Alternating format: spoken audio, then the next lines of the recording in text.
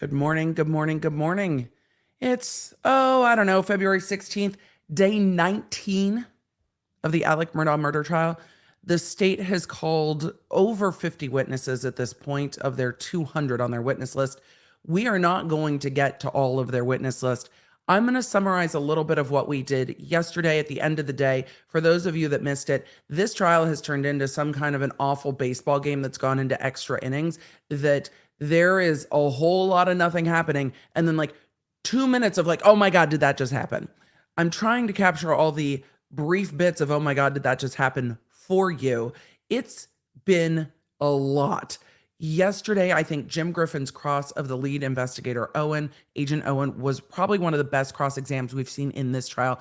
A very different cross examination style than from what we've seen in other trials, but I think an appropriate cross examination style for a murder trial. It was walking through, locking in the timeline, and then locking in all the reasons why the defense thinks that Alec Murdaugh couldn't have done this. He's like, so he basically had his Legally Blonde moment. So he would have had to like kill his wife and son and then move all the guns and do all of this in like a minute. That doesn't seem like it was going to happen. The judge is just coming onto the bench, so I don't want to miss him saying, bring the jury.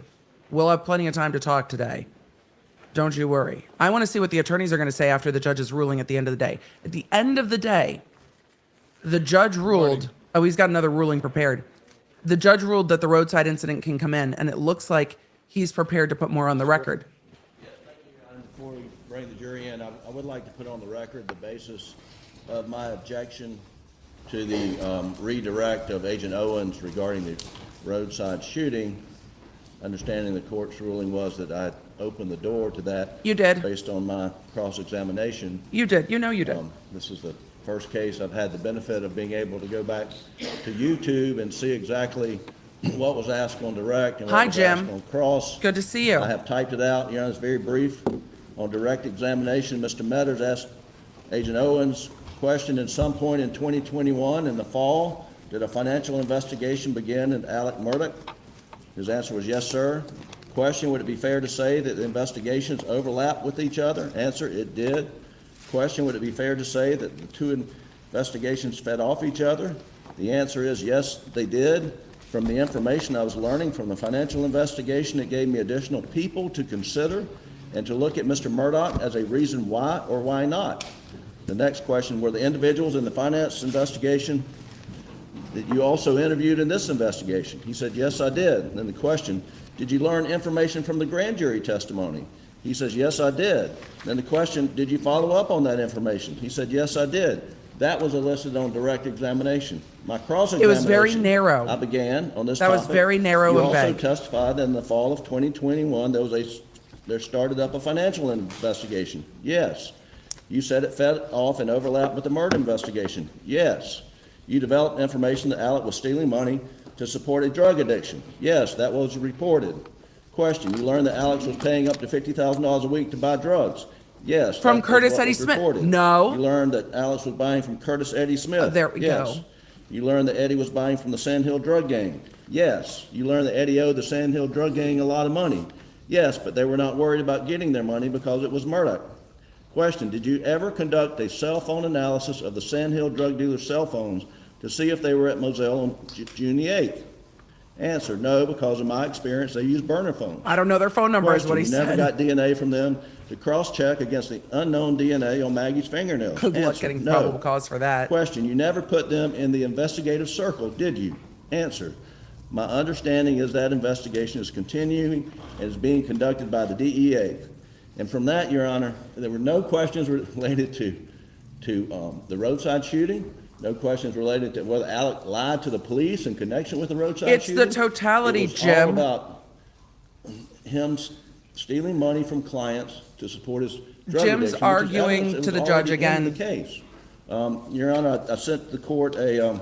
Oh yeah, $50,000 a week. There's no way. Today, the case of State v. Hayward, 426 SC 630, which is a 2019 case where the Supreme Court. He's arguing that mentioning Cousin Eddie is not enough. Opening the door theory. The same Supreme Court reversed the Court of Appeals. Excuse me, the Supreme Court reversed the Court of Jim, you're not going to outlaw this judge. Judge Clifton Newman knows his case law, Defendant was convicted. and you are not going to out case law Judge Newman ever. The Supreme Court, the Court of Appeals affirmed. He's the bored, Supreme Court and he's ready to reversed spar the with Court you of in court Appeals today. and vacated the conviction based upon the introduction of You're not going to outmaneuver this judge. 404 evidence on the They theory started of opening the promptly door. this And morning in for that this. opinion, Justice Hearn is very specific to state that the courts have to be very careful and very wary of thinly veiled attempts to show propensity by way of the open door doctrine, and that testimony and response must be proportional and confined to the topics to which counsel had opened the door. And again, I go back, we did not open the door to any roadside shooting, any insurance fraud, anything with regard to Alec lying to the police. Between the And so that sister was the basis.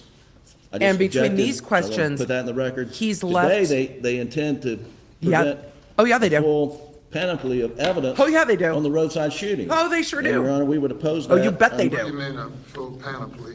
Well, they've asked to, that they're going, my understanding is they're putting up Agent Kelly. They have a to talk gilded about lily. His investigation of the roadside shooting. They're going to put it in a vase. We got a request this morning for them to play the hospital videotape of Alec in the Savannah Hospital, which is over an hour, where he's being interviewed by SLED agents, and he's meeting with a sketch artist to draw up a sketch of the roadside shooter. And that they plan to introduce that evidence. They plan to introduce, as we understand it, follow-up evidence of when Alec gets to detox in Atlanta, when he calls back with Mr. Harpootlian and I, and gives a full statement about the roadside shooting and about how he had lied to them previously, how he was Is sorry. that the same video or They're different? two separate. I mean, second is just an audio tape. He did a fake But, sketch. Your Honor, I just go back to State v. Hayward, where the court says, testimony We're and never response leaving this must be trial. proportional and confined to Never. the topics which counsel has opened the door.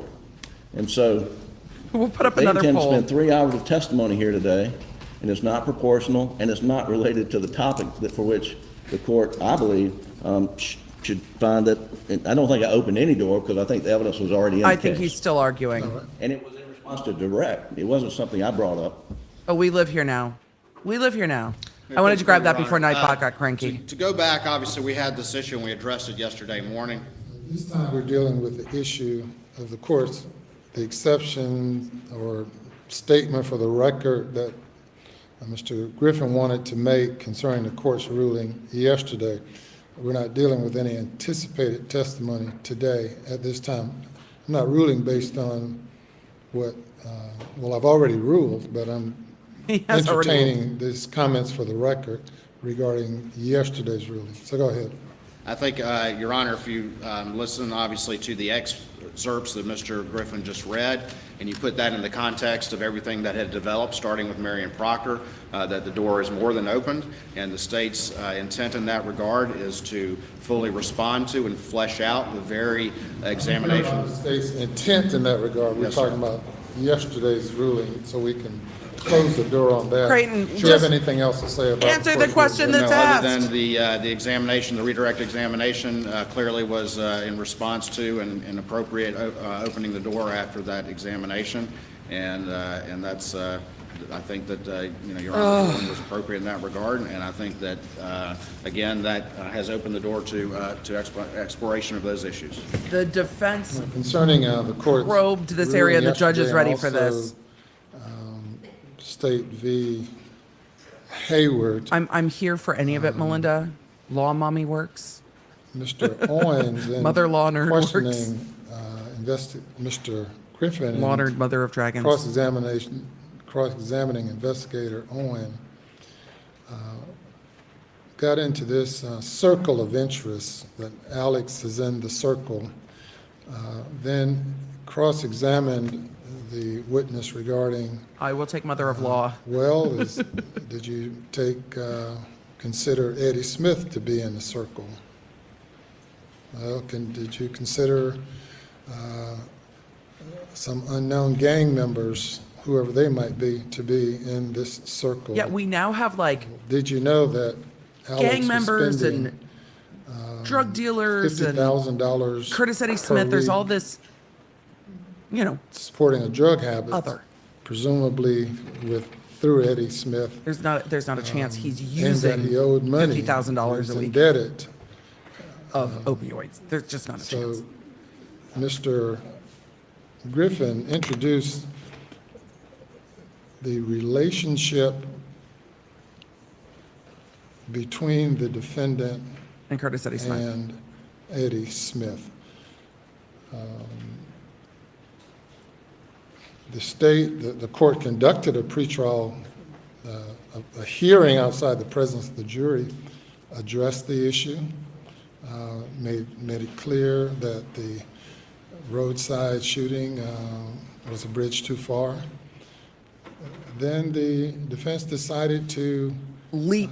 build a road over that bridge, decided to just go right there as if they could dance through fire without getting burned, scarred, or anything. Yep. Who did not The like door that? was open.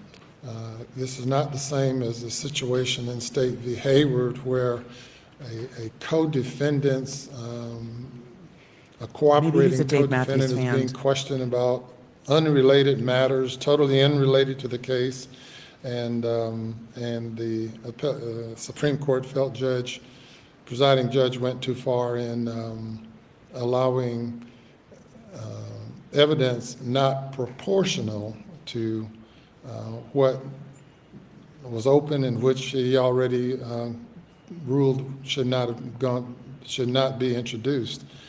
I find that what this court allowed on yesterday was proportional because it was in relation to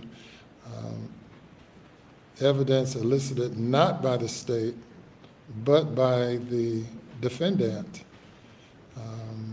And the state is entitled to explore this relationship between the defendant and Eddie Smith. And then we'll have further discussions at some point regarding this limitation of just randomly throwing out names of people, Yep. or suspicions and That's speculations to the regarding defense. on the issue of third-party guilt. Because the court has already talked about third-party but- guilt. To the extent that He is not happy with them. defense sought to introduce the relationship between the defendant and Eddie Smith, and then to state gets to seek explore to it. infer that Eddie Smith might have been or should be a suspect in the murder, then to prohibit the state from saying, well, if he is a Suspect, why was he ruled out? if Eddie Smith should be a suspect, and Mr. Murdaugh, who at the outset engaged in his form of problem solving by telling the state what this case was all about and the murder was all about, meaning the boat crash, then later engaging what appears to be a conspiracy along with the person that the defense seeks to insinuate to be or should have been a They suspect. didn't charge conspiracy The as state the is problem. entitled to explore that. The extent to which the state should be entitled to explore that, that's open for discussion today, but not based on the court's ruling yesterday. The court in the Hayward case did indicate that the court should be careful as the nature and extent to which Yes. these other matters should be allowed to go into, and I intend to do that. But the record is protected to the extent that Mr. Griffin went through YouTube and citing what his version of what he said Everybody wave. yesterday. Everybody wave. Chat. Say hi to Jim. Excluding the Hi, portion Jim. that's more relevant and We're important here. to the court's ruling. But the YouTubes. record speaks for itself on all of that, and the court's ruling stands as it was given on yesterday. I see Your Honor, y'all obviously, we waving. would accept your ruling, but Oh. there, Excuse Okay, we have a ruling, we have a, for the record, now we have an exception to the ruling, and another comment. Go ahead. what I'd like to discuss now is Oh, what the hi. state will be allowed to submit in support of The its court's position. Now, over it. Clearly, there is a taped statement by Mr. Murdaugh from a detox facility in Atlanta, which was initiated by Mr. Griffin and I.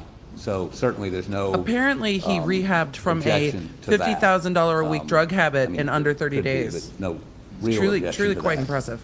Secondly, No objection to the statement. well, no objection to the statement pursuant to 'Cause you and can't. conditioned by our previous objection Yes, sir. to, I want to make the record clear. We're objecting to any of this, No, I but understand. You've objected to everything throughout the trial, I understand. well, That's your there's a couple job. things we missed. We'd like to rehear some of those, but, Your Honor, but then. He's trying and again, to work this judge Mr. Walker background in and I his discussed favor, and last it's night not after your ruling, going to happen. A way perhaps, I know this is shocking, to expedite this process. Lies. For instance, there is a statement made to EMS, the statement they're wanting to get to, Cute which Kourtney is, Kardashian, or you know, Khloe drive-by Kardashian screaming shooting, liar. you know, all those sorts of things, which he later on admitted in the telephone conversation statement that was taken was not true. We get that. It didn't need to be Mirandized on the side of the road by EMS.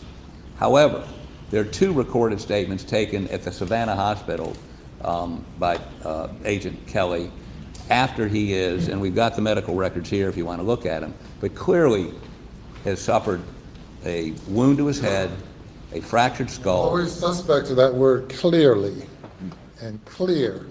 Everything is in controversy. I don't think Yeah. this is in controversy. Oh, his Tell me head what's injury. clear again. His head injury is in controversy, Bullet wound to the head, but this is a good argument for him. fractured skull. It's a good argument. Brain bleed. That's not contested. The medical records indicate It's a good argument. medication. He had a head that he was injury. under while he was at the We hospital. can't trust We would think there'd have to be what a he Jackson said. v. Deno hearing on because he had a head that, injury. those interviews. That's a fair. Just under fair. the issue of. But they was can he bring in someone competent? to rebut it. A competency hearing. To do that, we I would think have the to brain bring the bleed's in physicians dispute. and the treating physicians from Savannah here to testify. And again, and I think Mr. Waters will concede, it was at 6. I think that's in controversy too. I emailed him and said, all good, what we talked about yesterday, and he came back a little while later and indicated that he'd like to put those in. You're Mr. lucky Griffin that and he's I, responding to you at all at this point. Over a cup of coffee said, there's competency issues, and we informed him of that this morning. Nobody's playing gotcha here. So we don't believe those should come in without I think that's Your Honor fair. being able to rule that he was competent, hear from the doctors, and I think we may have worked out a compromise on that. I just want to confirm that for the record. But what we have worked out is this. The statement that he would not have to bring the EMS people. There's a statement that they made.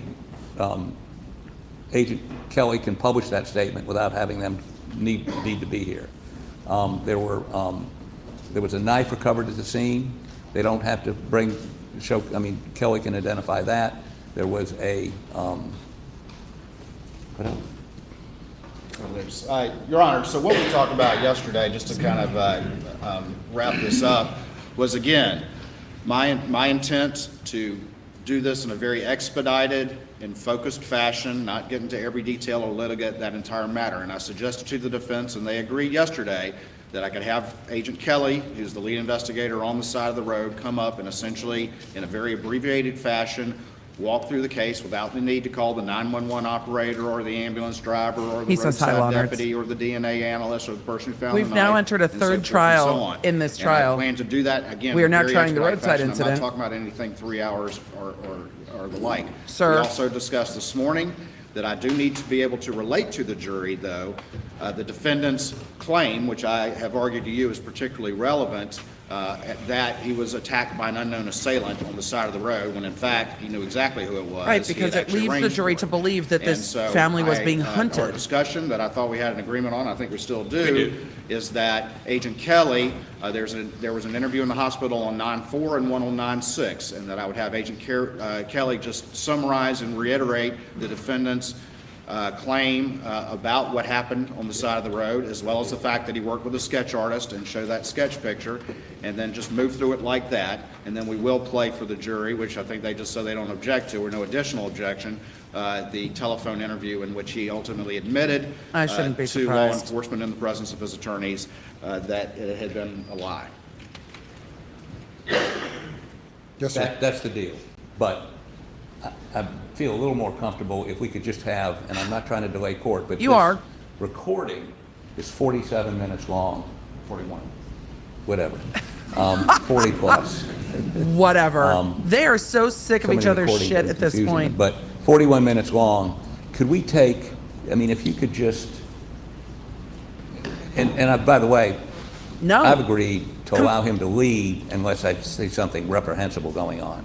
Completeness, Which for Jim. me is difficult to restrain myself from objecting, which would expedite it even more. Don't allow them to lead. But at 6:30 this morning, we were not in a position to discuss what Agent Kelly's, the sort of acceptable, what happened at the hospital. I'd just like 5 or 10 minutes just to review that with Let him. us get our and then story I think straight. we're on go. No! Although, just for the record, we're objecting to any of this. I don't want this kumbaya moment to be viewed as any waiver of our objection.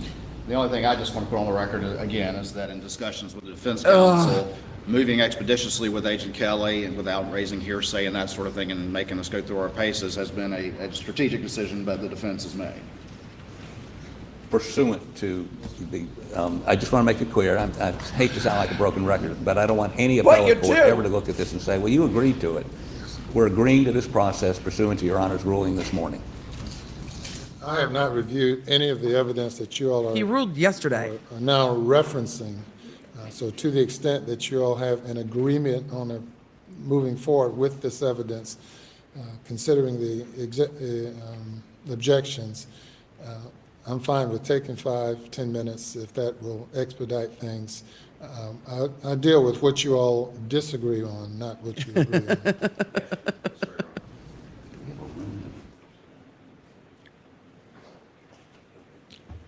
We're going, if Your Honor, when you take this recess, we're going to take myself, Mr. Griffin, maybe even Mr. Barber, to, he seems busy, to a room where we can have some peace and quiet and have a discussion. Are you going to get a cup of coffee too, Jim?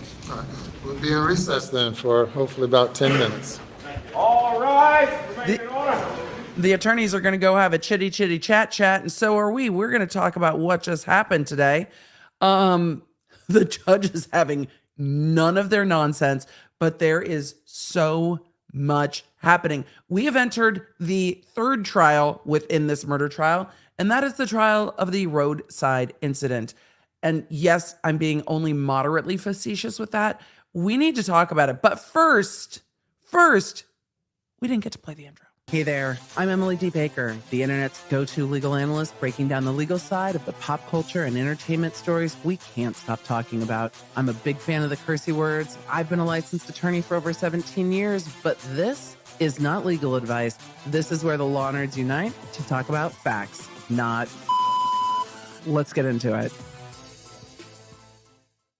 So, of course, the ruling yesterday afternoon could not just stand without further discussion. I mean, it could, and in a lot of courts it would, but not in this court and not on this day. This ruling from yesterday that the defense opened the door for the roadside incident testimony, the court determined at the end of the day yesterday that the door had been flung open by the defense.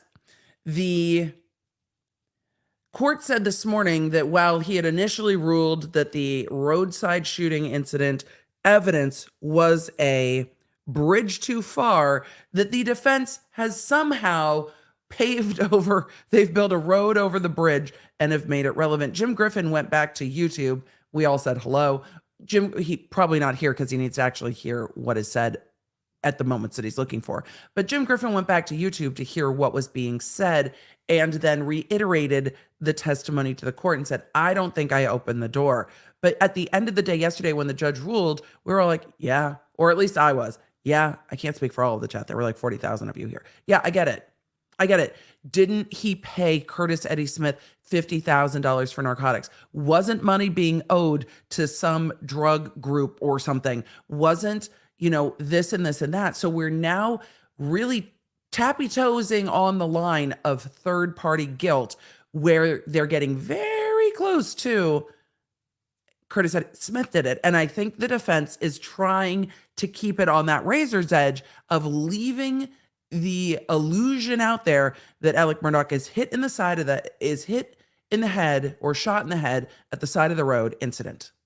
Then that he has been getting into this kind of drug thing with Curtis Eddie Smith, and there's a debt there. Then alluding to the fact that Alec went to the hospital, and then alluding to the fact that there's other debt, and then leaving the sister's testimony hanging, which is the prosecution's fault. I think they could have gone into it a bit more. But the sister said, we thought this family was being hunted until something changed in September, but they never really got into what was happening in September. So now there's been quite a lot of discussion of Curtis Eddie Smith, aka Eddie Smith, aka Cousin Eddie. We are now at the My Cousin Eddie phase of this trial, and we are going to hear a lot about the roadside incident and Alec's actions. I still don't think we're going to see testimony from Cousin Eddie, but don't we all want to? Yes, we all do. Whether it's proper or good strategically has completely sailed out of our considerations. Now we just want to know everything. This is the problem for the jury, though. They don't get to know everything. And that's hard. There are things that they will want to fill the gaps in this case that they might not get to know. And that's very, very frustrating. So what the prosecution and defense were agreeing on at the end, when Poot was like, I've agreed to let them lead unless it's egregious. He's trying to speed up the process. But if the prosecutors could ask good questions, you wouldn't need to lead to speed up the process. You would just ask good questions of investigators. Civilian witnesses, a little different. Sometimes that can get far afield. But with law enforcement witnesses, you should be able to tell them, we need to go through this incident. I'm going to ask you questions about this incident. And then you just ask them about this incident. So he has agreed to not necessarily object to all of the leading. They haven't been objected to all the leading anyway. It's so wild. This case is so wild. I don't know if this is going to fill in any gaps for the jury, but now we've got the prosecution trying to block out the Curtis Eddie Smith is the real murderer. But what you heard the judge say this morning was very, very interesting. What did the judge say, y'all? What did you hear him say? Conspiracy.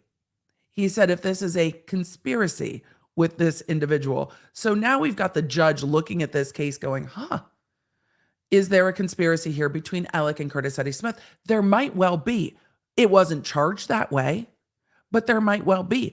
Could the prosecution argue that Curtis Eddie Smith is the one that helped clean it up, or that Alec had someone help clean it up and he shot them? But then isn't the jury just as likely to conclude that Alec let somebody onto the property, lured both of the victims there, and then walked away as this was happening? I don't know. But the judge definitely brought up that this was, he didn't say giving conspiracy vibes, but that's where we were at with that. It's very interesting. And we're just here now. We're just here now. But Alec Murdaugh has been charged in drug possession cases with Cousin Eddie as a co-defendant. Cousin Eddie has been charged with distribution. I can't remember off the top of my head if Alec has been charged with distribution, but the $50,000 a week habit, most prosecutors would look at that amount a week and look at distribution. They would not look at personal use on that amount of money. Then again, a lot of prosecutors would look at $200 a week and be like, that's distribution. It's probably not with opioids, but this is very, very interesting. I have hot water and lemon. Dr. B brought me in some coffee. We're going to go through the questions that you guys have while we wait for court to resume. Did you register to the 911 to hear the hear part of the phone call? I did not re-listen last night. Truthfully, last night after I finished, I fell asleep. After the end, I was supposed to finish quick bits. I instead fell asleep.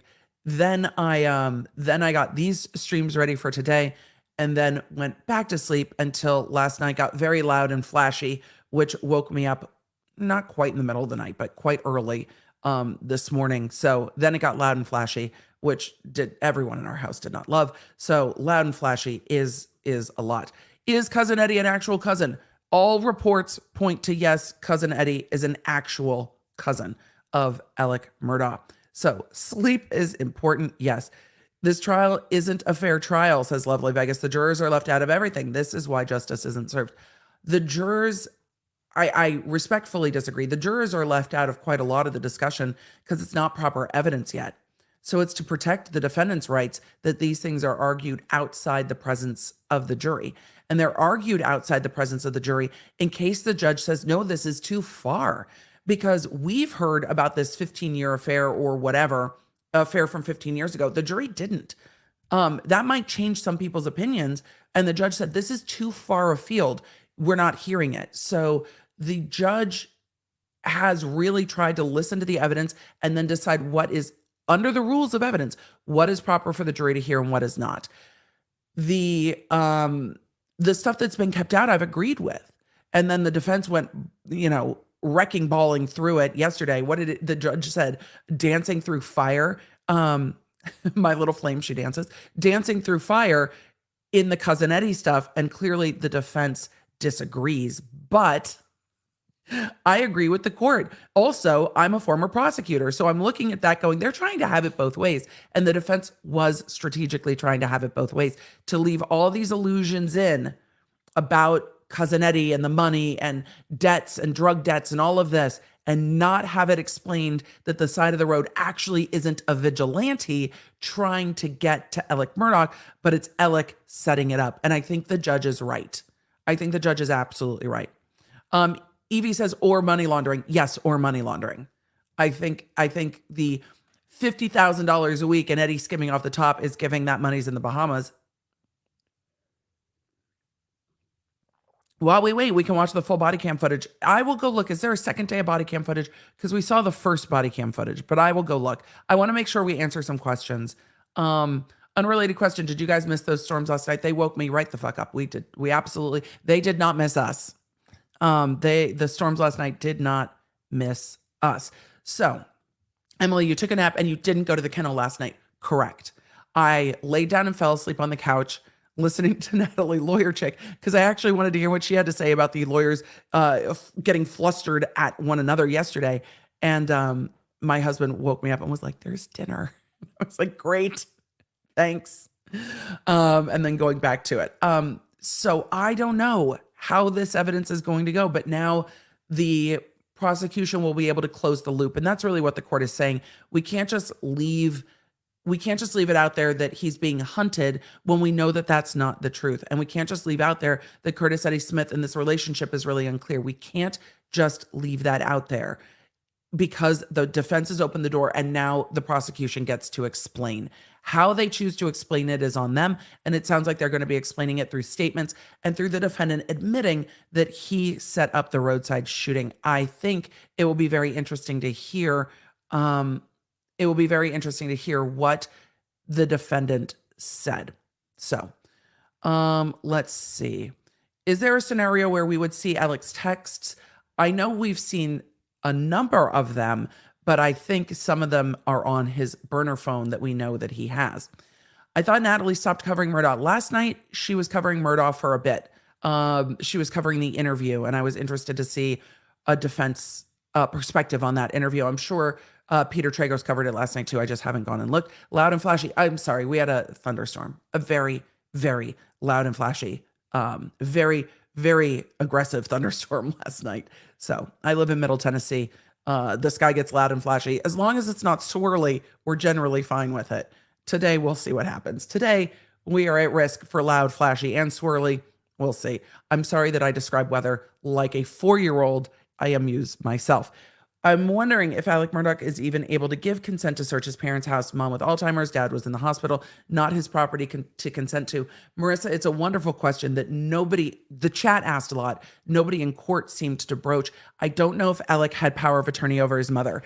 And if he had power of attorney of his mother, he could. However, with these law enforcement officers, whether he technically could give consent or not, I think they would have taken his word. If he had said, go ahead and search, and they thought that they could, they would have. But also, I don't think they were inclined to search shit. They had a search warrant for Moselle and didn't search it. And I think, based on the GPS that we heard allusions to in cross-examination yesterday, because all the interesting information has been coming out in cross. I don't know why the prosecution isn't seeing how relevant it is, but whatever. Maybe it's just more important to us than it is to them. In cross, it came out that on the GPS data, Alec was at the very back of the large property of his parents at Alameda. And then we heard from Miss Shelley Smith, and the prosecution's going to have to wrap this back up, that the second time Alec came over, they were moving stuff around the property in the trucks. Okay, well, none of it was searched when all of that was happening. But the prosecution's going to have to argue those 2 points if they want to be able to argue that he was able to get stuff to Alameda and then ditch it, and he was wearing different clothes, and stuff went into the smokehouse or where the fuck ever. But they need to tie that testimony back. Otherwise, they can't argue it. So, I'm going to borrow Flashy Swirly. You're welcome.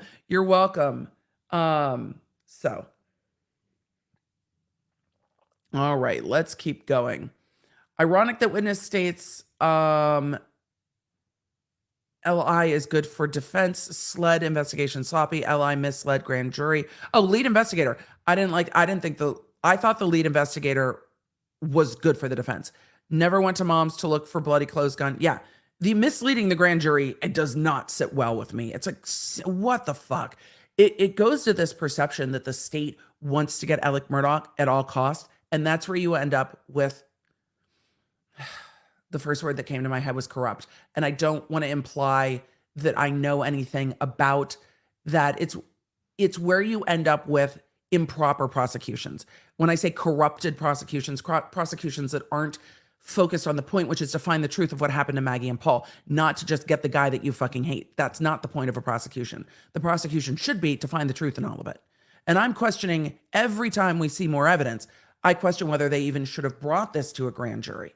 The interview with him is highly sus. But if you have to go to a grand jury and say all these guns were loaded this way, it's not okay. It just is overreaching. And overreaching is not what you need from a government agency. If you don't have enough evidence, don't bring the case. He's facing life on all of the financial crimes. And sometimes crimes go unsolved. Often crimes go unsolved. So I feel bad. And I'm sure if the grand jury is hearing anything about this, that bit of information might not have been super important to the grand jury. It might not have been. They might have been like, oh, some of the guns are loaded with different. And I don't think it was an intentional lie, or I'd be screaming a lot more about it. I think that this investigator from the testimony was told that there were we're back to mixed loads, that there were mixed loads in there, not buckshot and birdshot. That was incorrect, but mixed loads with different types of brands of gunshot loads. And so it's misstated and misleading, I think, but it's not a intentional, volitional, making shit up lie. It doesn't make it better to me. It still makes it misleading, but I don't know if it's the thing, if that was the thing that law enforcement was hanging their hat on. But if they are reaching so far, is it because they don't have enough?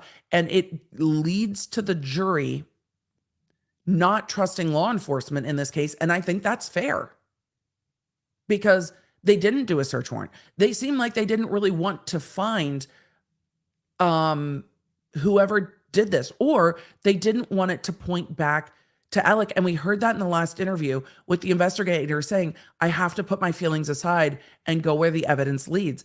I honestly don't think they wanted it to be him.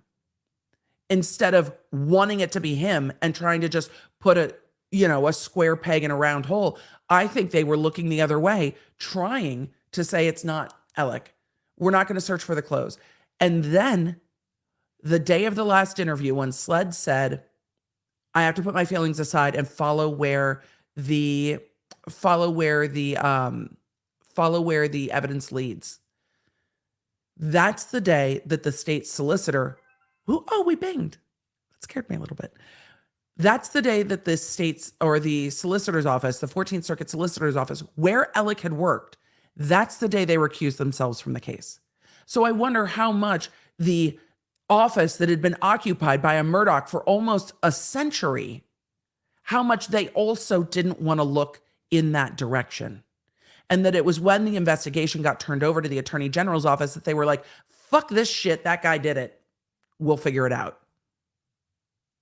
Because it was the day of that interview where he lied about the clothes and lied about where he was, and they had evidence that he was then trying to manipulate witnesses. That's the day it went from Duffy Stone's office back to the Attorney General, and they recused themselves. And maybe that's part of the fuckery here. All right, we binged. We're going to bing. We're going to get back to questions. Court's not back yet, so here we go. Miguelina, can we just pin that court is on break? Because the jury is just sitting around waiting, and so are we. Oh, it binged! Move your head! Ah!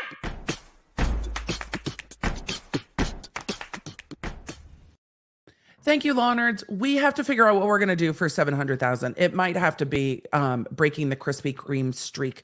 That might have to be what we do at 700,000. Janet said everything changed for me when the lead investigator was cross-examined by defense. Sled investigation was shameful. I'd have to find Alec not guilty. That's completely fair. And there might be some jurors who are just done. And it doesn't matter what the state shows them. They're just done. All right. It looks like. I worry Maggie and Paul are not getting justice here. I worry that too. I was in court yesterday. I know it sounded like they were screaming, but I was in the front row and I could barely hear them. I promise you can tell most of the jurors have their minds made up, mostly women. It's hard with juries because there are jurors I have thought had their minds made up. So the court knows, we do have Dr. Kinsey, who's our expert, who will go after that, so that we can go ahead and get him on the way. Competency. And then after that, we would move to Mr. Kelly, Special Agent Kelly, and I think we've had a discussion and have the same sheet of music so that there's at least no additional objection to the ones they've already Same raised. sheet of music. Do you remember? Sounds reasonable to me. The 40 And, Your Honor, my days goal here is to be as reasonable as possible. Sir, you may bring the jury. Bring the jury. We'll switch feeds real quick. They're going to bring a doctor to talk about, I think, competence about the head injury. Because that is wait, why don't we have a feed? That's why we're not switching feeds, y'all. And this is what I've worried about. They don't always come back when they're supposed to come back. All right, there we go. We've got a feedback. And that's why when we take breaks, I switch to the other feed. This feed doesn't always come back at the same time. Any commentary on whether Alec Murdaugh will claim ineffective assistance of counsel? Oh no, they've been very effective. I mean, I don't even think he would try it. It would be insulting. Thoughts about potential issues with malpractice insurance carrier since it's his prior firm friends? I don't think he can. I don't think there's anything they've done that has shown. There are a lot of strategic decisions being made, but strategic decisions do not make ineffective assistance of counsel. If they make the wrong strategic choice, that's not IAC. These counsel are highly competent. Their style sometimes rubs me very much the wrong way, but these are very competent attorneys. I think Jim Griffin is too close. I think there's conflicts of interest, but he's never raised that issue. And I think it's too late to raise it on appeal, truthfully. If he is convicted, the appeal will be all of this 404 evidence that's coming in. From yesterday, this is the Titanic. Officer in charge when it hit the iceberg was named Murdaugh, and there's controversy over if he shot people running to lifeboats and shot himself in the head after. Day number 19. We are on the Titanic, Brittany! State's case, cross-examination, Mr. Barber. My heart might not go on after this, though. All right, thank you, sir. Wait, they put that Call your on next the witness. scan to say no further Call questions. Dr. Kenny Kinsey. Kinsey? All right, Kenny, let's go.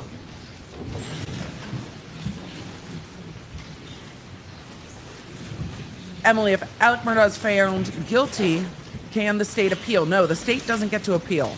If he's found guilty, he can appeal. Do you If he's swear found affirm not any guilty, testimony no you one give can that will be appeal. The truth, the whole truth, and nothing but the truth, so help you God. Help me God. If you would, please, sir, be seated in this chair over there.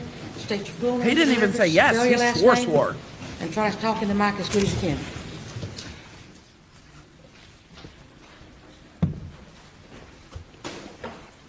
Dr. Kinsey, how you doing today? Wait, let him state his name for the fucking record. Kinsey, Kinsey. I'm fine, sir. Good. Dr. Kinsey, let's talk a little bit about your career. Damn it, and Creighton. who you are. First of all, just kind of introduce yourself to the jury a little bit. He Tell is them like where a you- racehorse that has where you been let grew out up, to where you run went to this school, and morning. then we'll start to talk about your law enforcement career and your expert qualifications. Yes, sir, happily. I grew up a long way from here in a little county called Orangeburg. I was there about 54 years, my whole life. Went away for college a couple times and came back. And I'm currently the Chief Deputy of the Orangeburg County Sheriff's Office. And I'm also a professor of criminal justice at Claflin University, where I teach crime scene related classes. All right, and pull that mic a little bit closer to you. Let's, first of all, before we get to the professorship and what led to that, let's talk about your law enforcement career. So walk me back to the beginning, and if you could, just kind of walk through the various stages of your career and the things that you did along the way that led you to become the Chief Deputy for Orangeburg. Yes, sir. I began my law enforcement career approximately 30 years ago, and I've held many positions in those 30 years. But for the last 22 years, my concentration, other than administration, has been crime scene investigations and working violent crime scenes. I have ran the crime scene unit in Orangeburg for 6 or 7 years, and then I went on to SLED for approximately 4 years, and then I came back, and now I directly supervise the captain of investigations, and investigations includes the crime scene unit. So I'm still hands-on on crime scenes, either as a primary or a backup crime scene investigator. And as I mentioned earlier, I teach crime scene investigation and other criminal justice related courses. I received my bachelor's degree from Clemson University in 1991. My master's degree in science from Troy University in 2011, and my PhD from Walden University in 2019 with a concentration on use of force cases involving police officers. And my research is use of force and crime scene investigations. So we could call you Dr. Kinsey, correct? My grandmother told me it's what you answer to, but yes, sir, I'll answer to that, Kenny or Chief Kinsey. And we could call you we could call you Professor Kinsey, correct? Yes, sir, that is correct. And then we could call you Chief Kinsey as well. Yes, sir. Okay. Okay. Well, let's talk a little bit more about the law enforcement, then I want to talk a little bit more about the education. Now, you mentioned that you've done a lot of administration, and tell the jury just a little bit about what it is to be the chief, and just what that entails, and then we'll talk a little bit more about sort of the crime scene stuff. What is it Yes, to sir. be the chief, I sir? answer directly to an elected sheriff. I'm the number 2 man at the sheriff's office, and I supervise approximately, when we're full, when every slot is full, I supervise over 127 people. 105 are certified law enforcement men and women, and that encompasses about 9 different divisions at the sheriff's office, including narcotics, special operations, criminal investigations, civil, courtroom, school resource officers. There's several groups in there, and our civilian employees. Now, as you've already testified, you don't just do the administration stuff as the number 2 man, but over your career, you've also extensively done actual law enforcement work, processing homicide and other major crime scenes. Is that correct? Yes, sir, I have. I would love to boots hear on your the thoughts ground, on this crime scene, sir. processed north gonna get of there? 800 death scenes. Not all of those are homicide. That also includes suicides, accidental deaths, and unexplained deaths. That is either as a primary investigator or as a secondary investigator in my career. And I still have a directive that I placed with my coworkers approximately 11 years ago. I still go to every death scene if possible. And over that time, you said over 800 death scenes over the course of your career. Is that correct? That is correct. And then, how many pieces of forensic evidence do you think you've processed over the years? That would be hard to determine, multiple pieces for each scene, but part Hundreds of of my thousands. duties. Homicides then. Yes, sir. Part of my duties when I was at SLED was to also process evidence that was submitted through the door. And what through the door means, these are items of evidence from other agencies that have worked their own crime scenes, and they send their items to SLED for an analysis. The hell? And that's in the thousands. We need I would the have no way to beards. give you a quantitative Help. number. In the thousands. Yes, sir.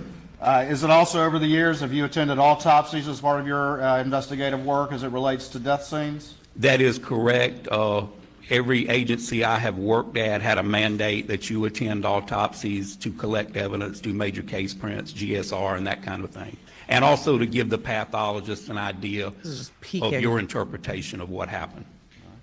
And have you ever been asked to consult on death cases in jurisdictions throughout the state or even in other states? Yes, sir, I have. And Did you- describe that to the jury. Did you consult on this As a one? consultant, I work for, to be frank and honest, sometimes it's against law enforcement.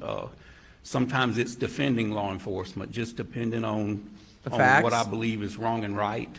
And I have participated with private attorneys in the civil process doing both. And I've also been asked by colleagues and comrades across the country to review a piece of evidence if they may have needed a qualified examiner to technically or administratively review that piece of evidence or their findings. Before I come back to the specific crime scene training and experience that you have, I just want to go back we again didn't to cover his education. training and experience? You went to Clemson, right? Yes, sir. All right, and started a law enforcement career not long after that? That is Go correct. And what year did you graduate Tigers. Clemson? I was on a 5-year plan. I graduated in 1991. Sir, there is and, no shame in I started that. as a reserve deputy. No The records shame. are a little shaky because back then you worked until they had a certification class, but best I can guess was somewhere around 92, 93. So 91 Clemson? Yes, sir. I was 92 Carolina. All right. Great, Creighton. Then you went on to Troy University. We have at some a point we have a later in your career? rivalry. I did, yes, sir. Creighton, I attended Troy's y'all satellite go have campus, coffee. which is in Sumter, an actual brick and mortar school. And the purpose of Troy being placed in Sumter really is because like of Shaw this Air layout Force from Base. Lawn A lot Crime. of Thank you, your, Lawn Crime. Our men and women I who like this protect our layout a lot. country use their GI Bills to further their education at such campuses. And I had to travel 3 nights, well, 1 night a week and 2 days a week. Amy, fair. For approximately a year and a half to complete that, pass proficiency. All right. That competency exam, is that a pretty tough exam? It's the second toughest thing I've ever done. Yes, sir. Is the pass rate pretty low on that thing first It is, time? it is very low. We probably had 30 people in our class, and I only know of 4 that passed the competency the first time. It's a lot. Yes, sir. The amount of like And then you went on and got your personable doctorate, chit chat is that that happens right? in this I did, murder yes, trial sir. is And that was so at Walden University wild program to there? me. It was, yes, sir. Did you have to do any residencies with that? Interrupt, Mr. Waters. We'll stipulate to him as a qualified expert if we could just go ahead and move on. Thank you. To explore the extent of his qualifications. state that is goes entitled. Directly to the value of his opinion to the jury. I'll do it expeditiously, but I think we're entitled to do that. You are. Do you accept the stipulation or no? No. I do accept the stipulation. I would like to very quickly finish up the qualification process so that the jury understands that. He's not Ladies and done. gentlemen, he is so qualified. You may proceed. Thank He you, is Your Honor. not done telling the jury how qualified this man is Real quick, you did some because the residencies defense is going to in your attack doctorate, people's is that credibility. correct? I did 4 residencies in Atlanta. Yes, sir. And ultimately did dissertation and all that comes with getting your doctorate relevant to criminal justice and criminology. Is that correct? I defended my prospectus and my dissertation, yes, sir, successfully. All right. Now, let's get to the last thing I want to cover as far as your Creighton's- qualifications, but what I've specific never areas seen a of lawyer- crime scene, Lawyers in the chat, investigation, paralegals in the chat, court reconstruction watchers have in the you chat, had law training nerds. and experience and Creighton previous is walking around with a qualifications cup of Yes, sir. coffee. I have been certified internationally by the International Association. During his for direct Identification. As a crime scene technician, that's a 5-year deal, and then 5 years as a crime scene investigator, where you have to do practical and written examinations, and you have I've to never- have statistics in I've your ne- I've background, never- a certain number of each item to even be able to take the test. And that encompasses I've all of never- the different aspects of crime scene investigation. My training also encompasses footwear and tire tread examination, bloodstain pattern analysis, crime scene reconstruction, fingerprint examination, and fabric impression, but I haven't done a lot of the fabric impression. All right, have you ever been qualified in courts of record as a expert Okay. in crime scene That you examination could have and skipped. reconstruction? Yes, sir, I have. How many times? Approximately 35, 36 times. Have you ever been qualified as an expert in fingerprint examination? I have, yes, How many sir. times? Maybe 20, 25. Sometimes, and let me explain why. Sometimes it's not individually. Sometimes you'll qualify for 2 or 3 of the different disciplines, and I didn't keep track of which time, was singular or which time was multiple qualifications. All right, and then We do, we live have you here ever now. been qualified as an expert in footwear examination? I have, sir, approximately 8 times. And tire tread as well? Yes, sir. All right, I believe that that's... I'm going to put up another poll what because I a lot of wanted you to go wanted to through the redo your qualifications, votes from which I believe you yesterday. stipulate in those areas? Is that correct? That All already right, happened, let's Creighton, you're move on. behind. Did you have an opportunity to review, at the request of the state, the crime scene here as it relates to Maggie and Paul? I did, yes, sir.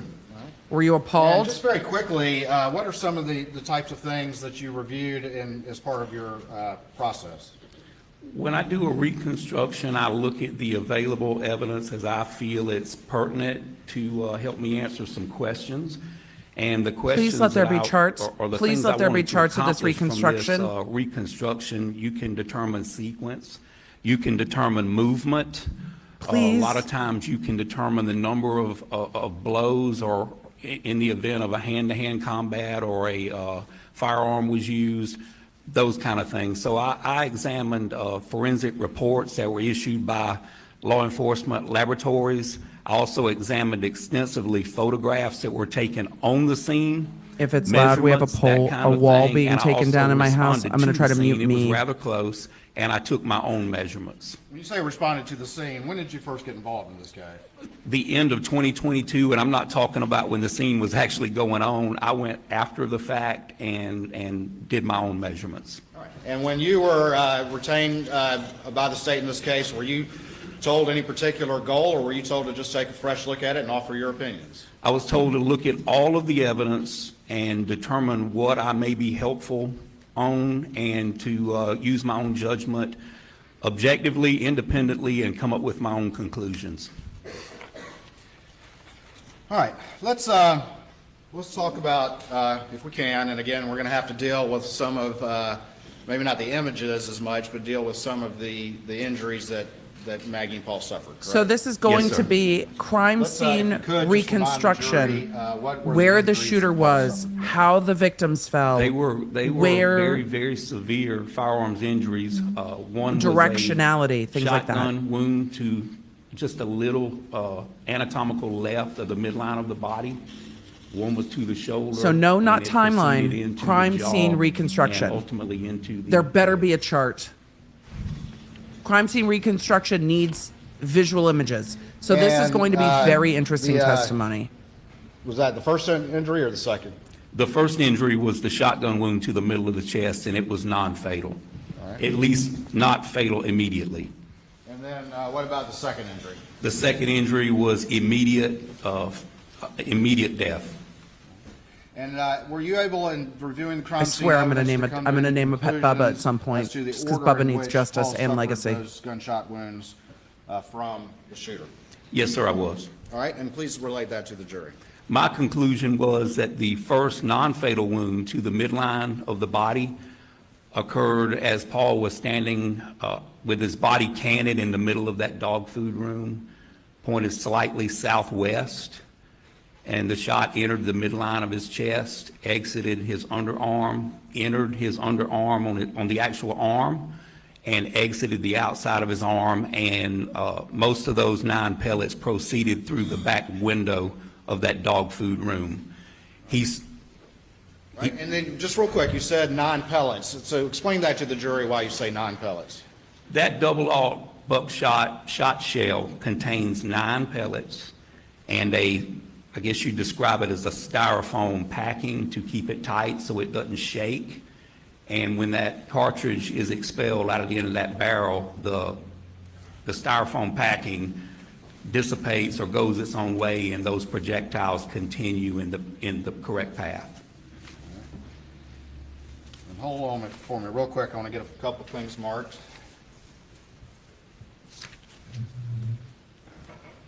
He's going to mark exhibits. We are going to crime scene reconstruction. I very much hope there are images. I very much hope there's images, but he's talking about Paul's body being canted in the door of the feed room. I imagine that the jury is interested in this. However, if it gets too technical, they will lose interest. I'm hoping that those are at least charts or graphs or something. I'm going to show you what's been marked as states 531, No, those look like crime scene 532, photos. and 533, and see if you recognize these particular images. So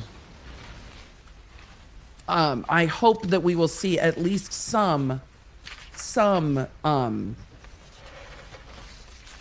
reconstruction in a visual way for the jury. It's not hard to do. It's commonly done.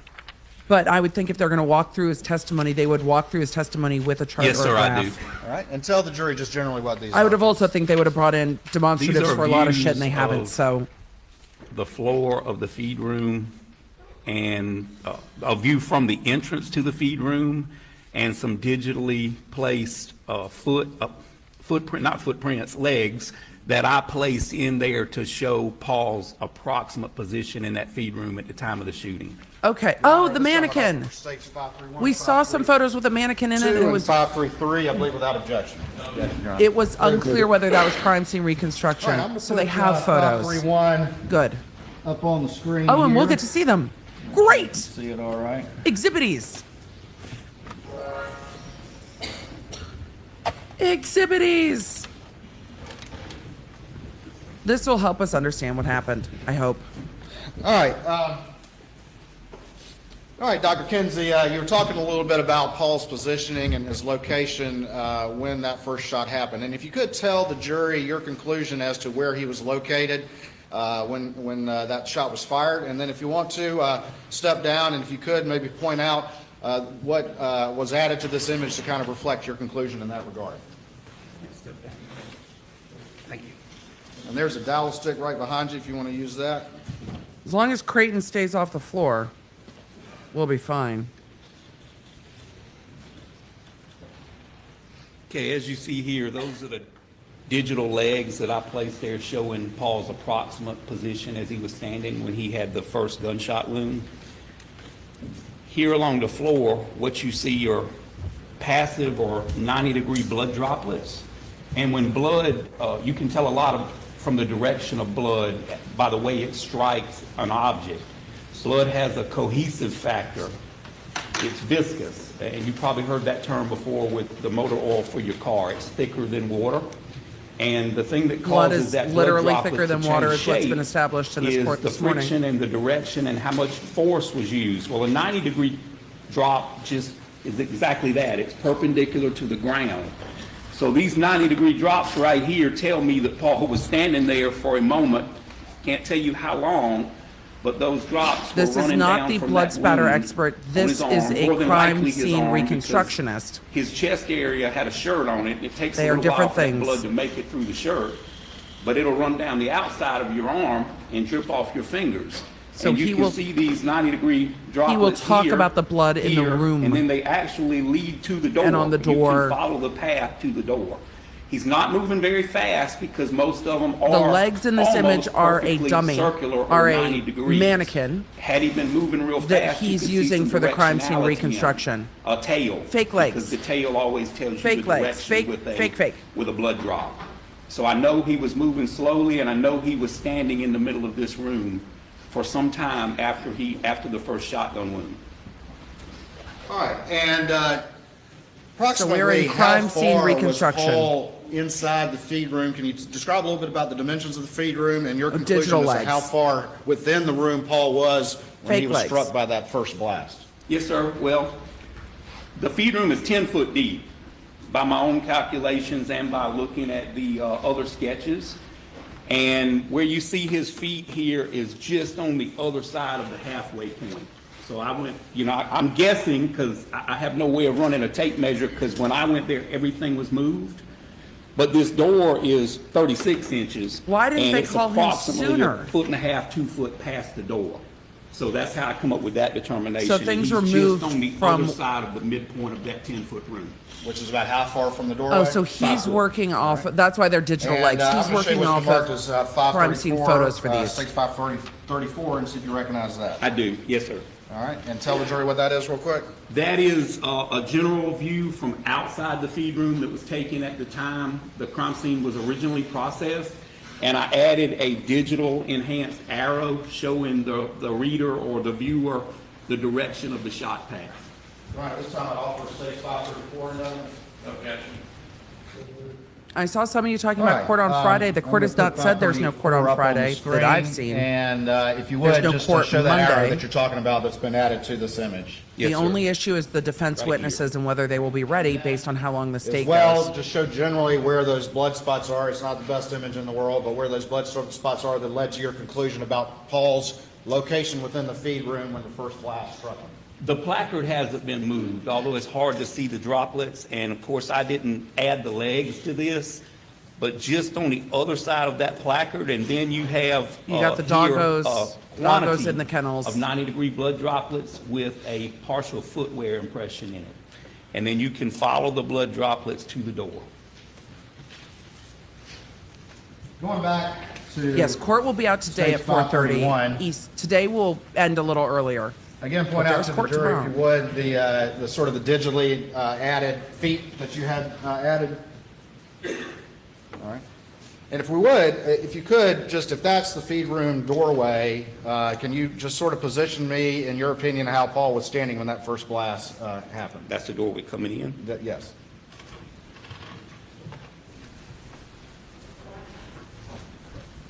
About right here. All right. And let me ask you this. In your review of the evidence and the available crime scene evidence that you've reviewed, in your expert opinion, is there any way that Paul's arms were raised when he suffered that first blast to the chest? I see no possible way his arms were up when he suffered that first shotgun wound. And can you explain the basis for your conclusion to the jury in that regard? Yes, sir, I can. The shot pellets, real close because they stayed together. They went in as one, as a unit, and then they did what a shot pellet does. They separated once they struck the skin and made entry. Run along inside his body cavity. Underarm, if his arms would have been up, he would have had no entry wounds on the bottom of his arm and then more exit wounds on the outside. I wonder He what had the over defense 20 experts are going to entry say, and because exit the state wounds, has and made he's a only got very 9 big deal, pellets. So the only way to math very works big out deal is over if his arm was down. where the And entry additionally, wounds and the exit wad wounds are. stopped and was under his arm. Had his arms been up, in my opinion, that wad would have went on and exited his body, because it's only plastic. It doesn't take as much resistance to stop that wad as it does a shot pellet. And the wad stopped. It was right. You could grab it with your fingers if you would have been medical personnel and needed to. It was right there. All right. And let me ask you this. Do you have a lot of general experience with firearms? I do. I'm a firearms instructor for handguns, shotguns, patrol rifles, subguns, and fully automatic patrol rifles. Everything but precision rifles. All right. And when you say an instructor, where is that? I'm certified. I have credentials through the South Carolina Criminal Justice Academy. I've also been certified as an NRA law enforcement instructor, and I currently have a CWP endorsement to teach concealed weapon permits from the South Carolina Law Enforcement Division. And you testified how many buckshot are typically in your average buckshot show? According to the literature and according to my experience, This man there are knows a lot 9 about a in lot that of different particular things. buckshot. I'm here for it. Did you see any evidence, I think you've already mentioned this, but did you see any evidence from the crime scene as to what happened to some of those pellets as Paul was struck as they continued on? Yes, sir, I did. They exited on through the back window. All right, and I'm going to show what's already been admitted as 532 and put that up on the screen. And if you could describe to the jury what you're talking about in that regard, please. This is that window at the back of the feed room, and you can see the shot shell pellet defects here. In the window. as they went through the window and continued on their path. Those are kind of big holes. Are those consistent, though, with buckshot pellets striking that? Yes, sir, they are, and some are bigger than others because it's just the makeup of glass. I mean, sometimes you'll get one individual hole, and sometimes it'll take out, you know, a large portion. So I have no way to know that. All right.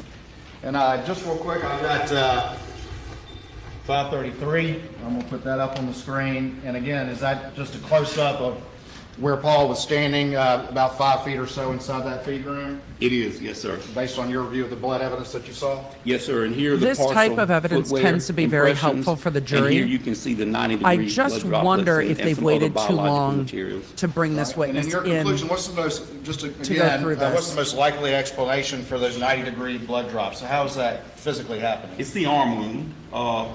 Even though it was non-fatal, Creighton, he already talked about there's this. less restriction from clothing Keep or moving. anything else on the arm. You know, here you've got the t-shirt that's got to completely saturate before it gets to the bottom and drops, but here on the arm, you got nothing. So once those pellets exited, entered, and exited again, that blood's free pouring, or not free pouring, free running down his arm, and then they'll drip off the ends of your fingers. One thing I want to ask you about is you've testified as to your conclusions as to the position of Paul when that first shot struck him.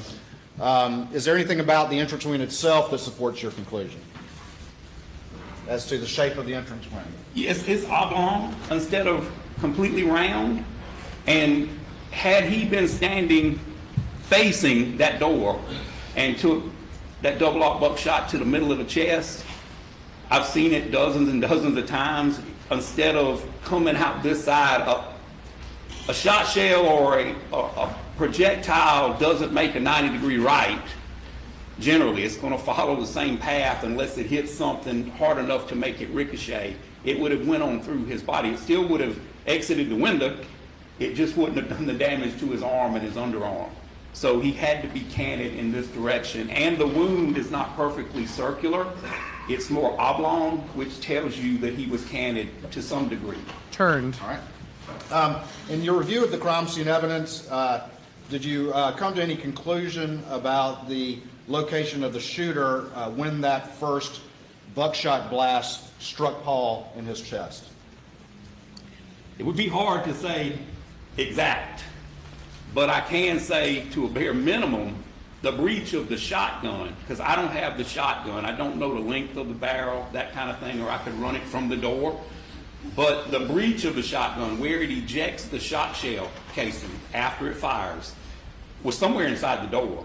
Because had it been on the other side of the door, the shot shell would have been located outside. So depending on the length of the shotgun, at least I can say the ejection port was inside the door of the shed. So And then the shooter, the if I shooter have would this be image up here, which partly in the feed room. is states 534, and can you kind of illustrate what you're talking about to the jury using that image? Yes, sir. The breech, the ejection port, where you load and unload that shotgun, which is a little less than midpoint from the shooter, was inside this door frame, at least to some degree inside. And where were the expended shot shells found on this crime scene? According to the photographs and the original crime scene, behind this door. And is that consistent with your review of the evidence? Does that support your review of the evidence that you just, that conclusion you just related to the jury? Very easily, if you look, this room is kind of cluttered, and I measured that door myself. It had been pressure washed, but the same door, found the same shot shell pellet defects in that door. 1.5 inches at the bottom of the door, that's plenty of room for a shot shell to bounce and roll under the door. So I have no reason to believe it didn't end up there because of the location of the shoot. All right. Okay. So rolling under the door.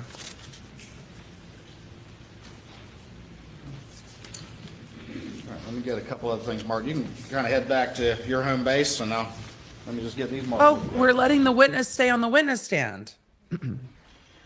He's talking about stuff being pressure washed. He went and saw the scene months and months after this, so the scene had already been cleaned. That's not surprising that the scene had already been cleaned.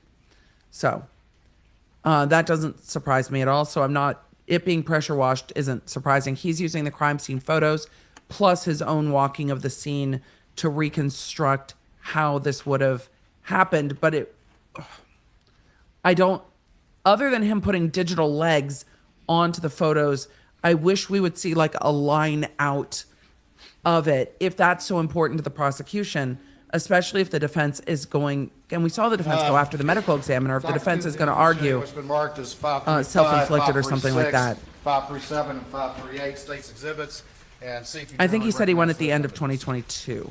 I think that's what he said.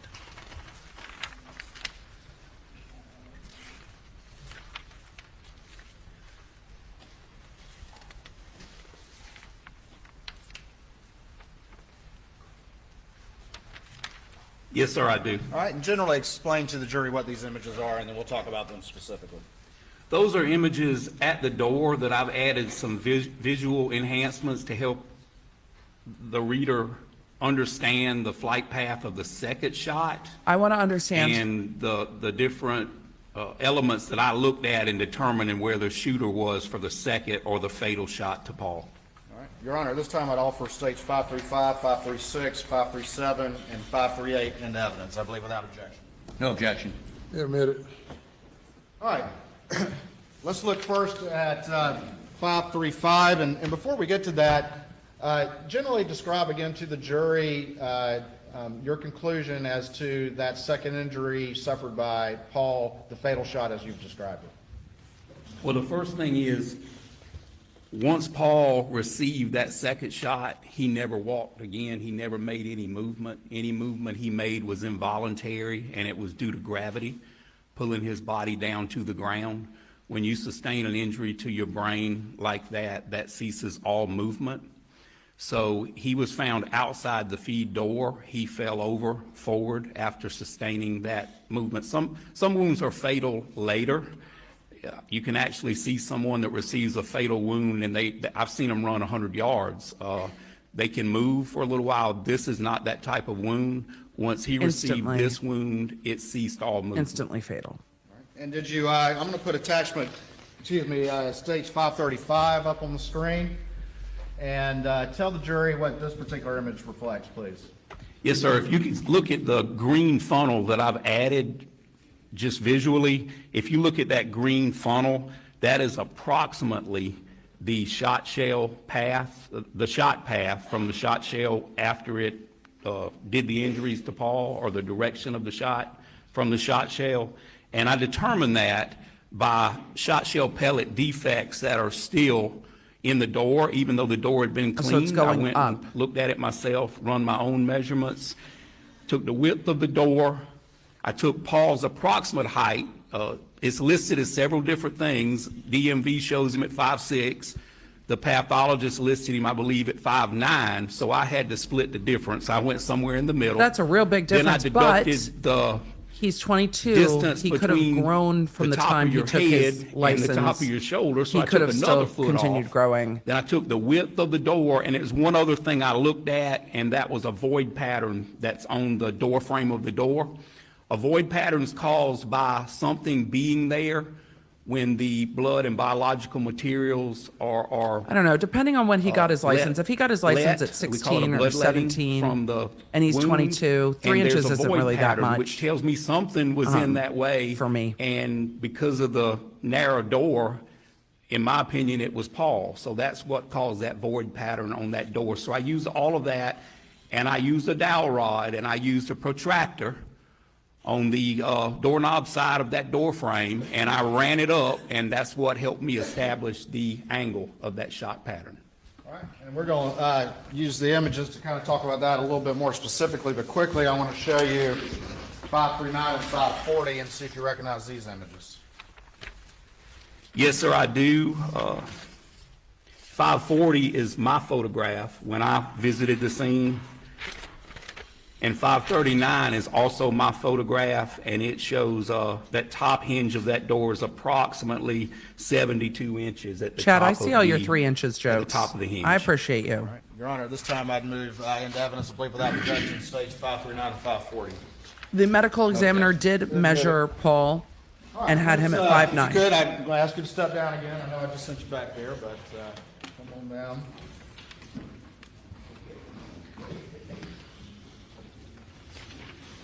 I'm going to put 539 up on the screen, and if you could.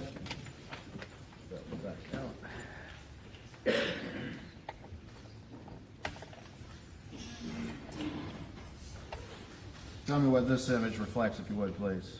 Yes, sir. These are 36-inch standard yellow yardsticks. We use them to measure It looks so blurry. certain things, and it right here is the top of the top hinge. It's a 3-hinge door, and this is the top of the hinge. And then 4 inches above this are where those shot pellet defects were that I used to figure out my angle. All right, and looking at 540. Who took this particular image? I took this image. So this would have been long I can't tell if after- the images are blurry or if the long Elmo after is the actual blurry. event occurred, is that correct? This was last December. Yes, sir. All right, and tell the jury what this image reflects.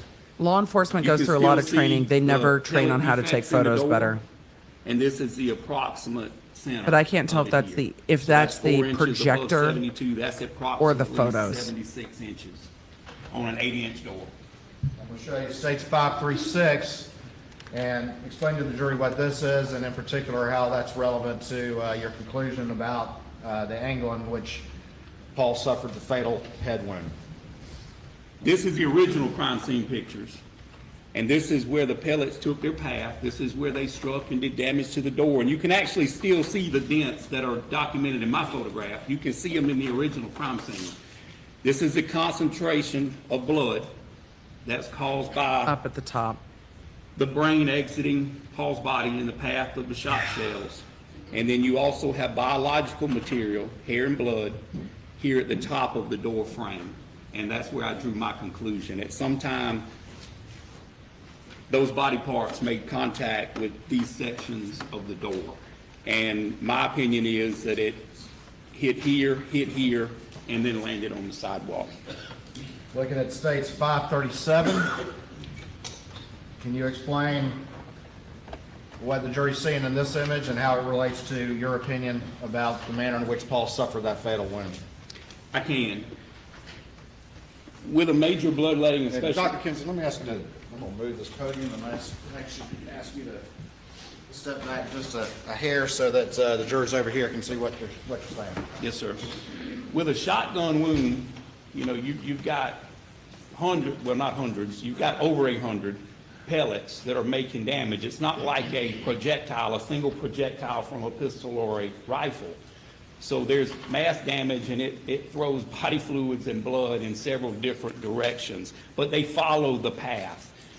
When I mentioned that it was a void pattern, this is the last blood drop. You can see it in the photograph that I can see, and it's approximately 5 foot right there.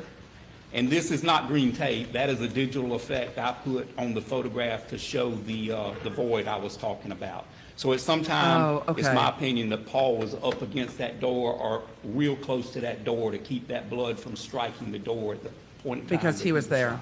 Yep. And the green tape reflects that blood pad or that void area that is consistent with Paul blocking that area. Is that correct? Yes, sir. Digital tape. It's not really tape. All right. Well, Yes, sir. and so that's been added to. Yes, sir. Okay. To illustrate your opinion. Correct? Yes, sir. All right. And then 538. I'm going to show you this image. And again, if you can point out what's been added and how this relates to the conclusion that you're offering to the jury. Yes, sir. The red One is thing that I really looked hard to at see. determine that it happened in the doorway and a little bit outside the doorway, more outside than They are inside. looking at what the blood is on, You but don't those just look red for arrows the presence of biological material are a in blood. really You look for unfortunate the color. absence of biological material in blood. Here at the top, it didn't have a scale or a ruler, so I can't tell you exactly, but looking at some of these other objects, I was able to scale it approximately 4 inches. Up here, you have a void. So I know that it happened, the second wound happened far enough outside of that door frame that the actual frame kept the biological material from hitting at the very top. Y'all, these are going right to here. be bloody. I also looked at these items. These are You going to got be bloody some photos through the whole crime canine scene medication reconstruction. or some cleaning materials and that kind of thing up here. You can see all the spatter Not a at the blood front spatter expert. This is the of those crime scene containers. reconstructionist. And then we got what I Blood call a spatter demarcation line right here. was referring to the here, and I drew clothing. it through most of these He's cans. using- he's And that using his separates pointer in the court to blood- clarify. The blood We contaminated just area can't and see the that. clean area. So that tells me that it was at least I agree with forward yellow. of the angle on It those should have been yellow. containers. And that's why I believe he was shot. The second wound happened just outside the door frame, but his feet were probably still in the door frame. All right, and just quickly point to the jury, can we see part of the door frame in this particular image? You can, yes, sir, right here. All right. Once, and going back now to states 535, and just for the record, we were just looking at states 538 and 537. Going back to states 535, did you reach a conclusion as to the location of the shooter on that second fatal shot that Paul suffered to his head? Yes, sir, I did. All right, and Yeah, explain Paul that to the came jury, out, please. The shooter was right here. If you're facing But that that door, first shot to the was right of the not doorway, fatal. Outside. And would you have expected there to be, in that particular range, any sort of biological evidence in that area in proximity to the shooter? Yes, sir, I would. Would the door frame have potentially blocked any of that as well? It would block some, and just depending on the positioning, court is much how more much full of the body today. of the shooter was exposed. Because, you know, once you have that kind of catastrophic injury, it's real fine blood particles and That's biological the fluids mist people have that talked go about. in all directions. And the closer the shooter was to the muzzle, to the exit end of that firearm, the more stuff you would expect. On them. But you can normally see a Let me ask void you if this. it's not In hosed your, down. expert opinion, is there any way that Paul's fatal head injury came from the top in a contact fashion or a close fashion?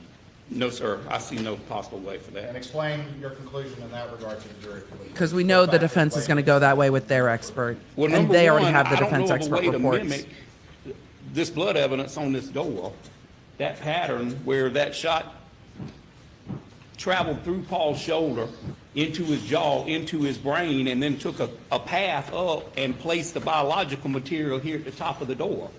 If he was shot in the head, then you'd have biological material out here on the ground, or at least going down, you know, on the sidewalk in front of him. And it would be different than just free pouring blood. You would see this pattern, and you would see those high velocity Unless blood there's water. droplets there on the ground. And plus, the shooter would have to be on the roof to shoot down into him, but you wouldn't have this on the door. In your expert opinion, did you see any support or evidence in this crime scene that could support? So this that is the supporting injuries suffered what the by ME Paul said as well. Were in any manner a suicide or self-inflicted?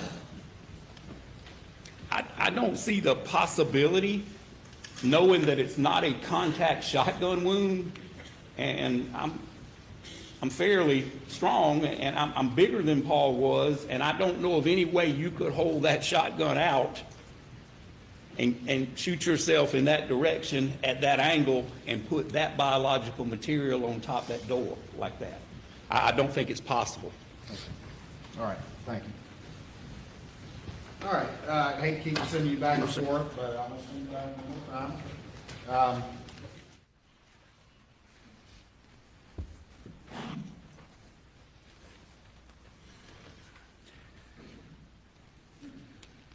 Now, let me ask you this.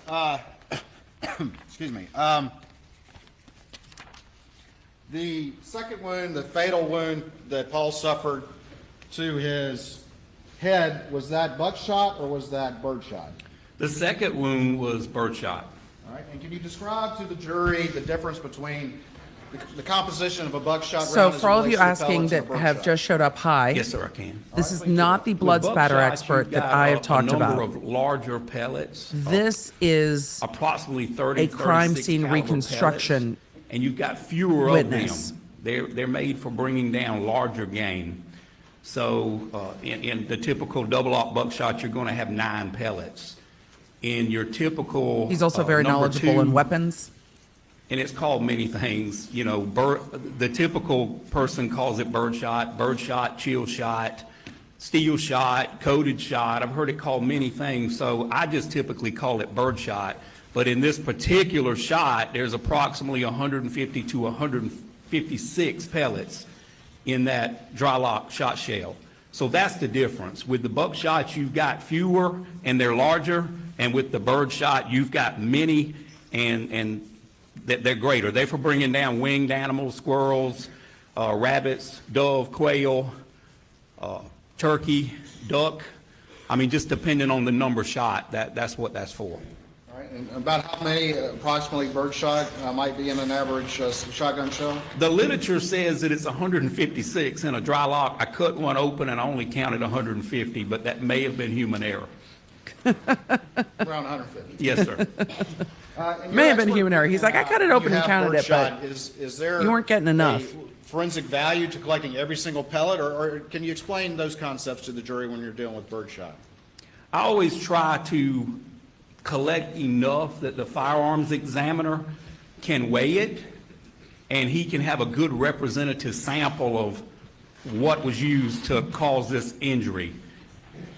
With a projectile or a bullet, you have what's called lands and grooves, markings, rifling. Some people call it rifling, and it's caused from that projectile spinning as it goes down the barrel. You don't have that in a shotgun.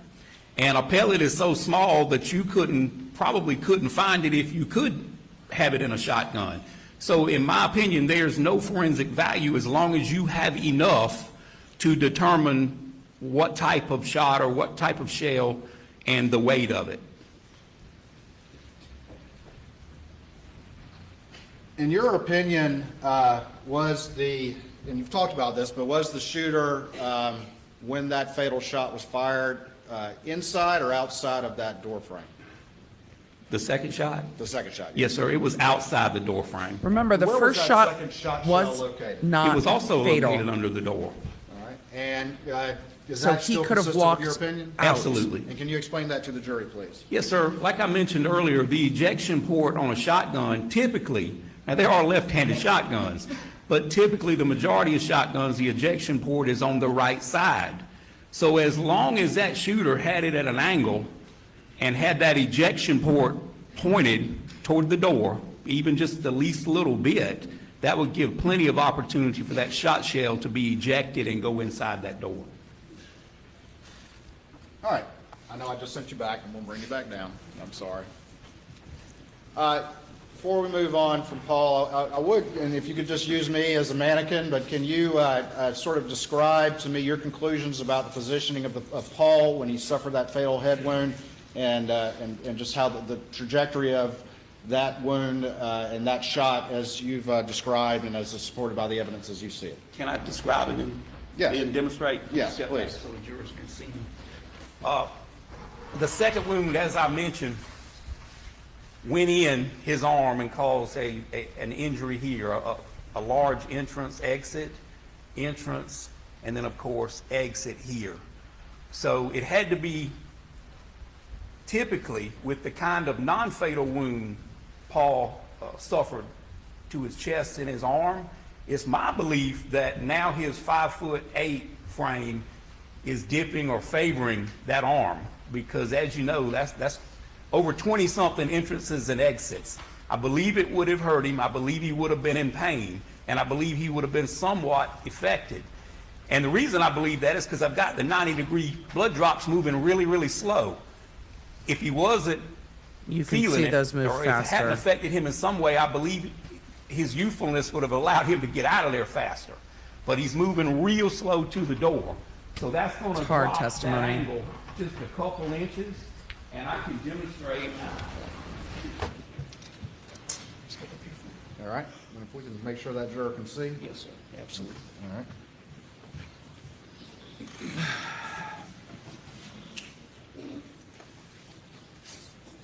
That makes That wound sense. went in That makes sense because the second shot, his head was moved that approximately way, right here. according to the coroner as well. It traveled in, out, in, and out in a straight line. In a straight line. Shot always goes in a straight line. And then when you're pressing the dowel stick there, you're showing the trajectory of the wound, not implying. So he had the contact. dowel stick No, sir, I'm not. behind I'm not Creighton. implying it's contact. I'm just showing the level of the. He had the dowel stick behind Creighton to While show I'm the thinking flight about path. The wound to Paul's chest. Creighton, did it how show tall are you? evidence of stippling? Yes, sir. All right, and just very quickly, what is stippling? Commonly referred to as tattooing. Let him It's sit down. particles and material that's in that shell that don't burn up because it's superheated at the time that the powder charge ignites. It doesn't explode. It ignites and burns rapidly.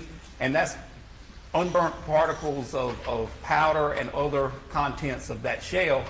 They're hot, and when they hit the body, they cause stippling, or in the old days, they called it tattooing.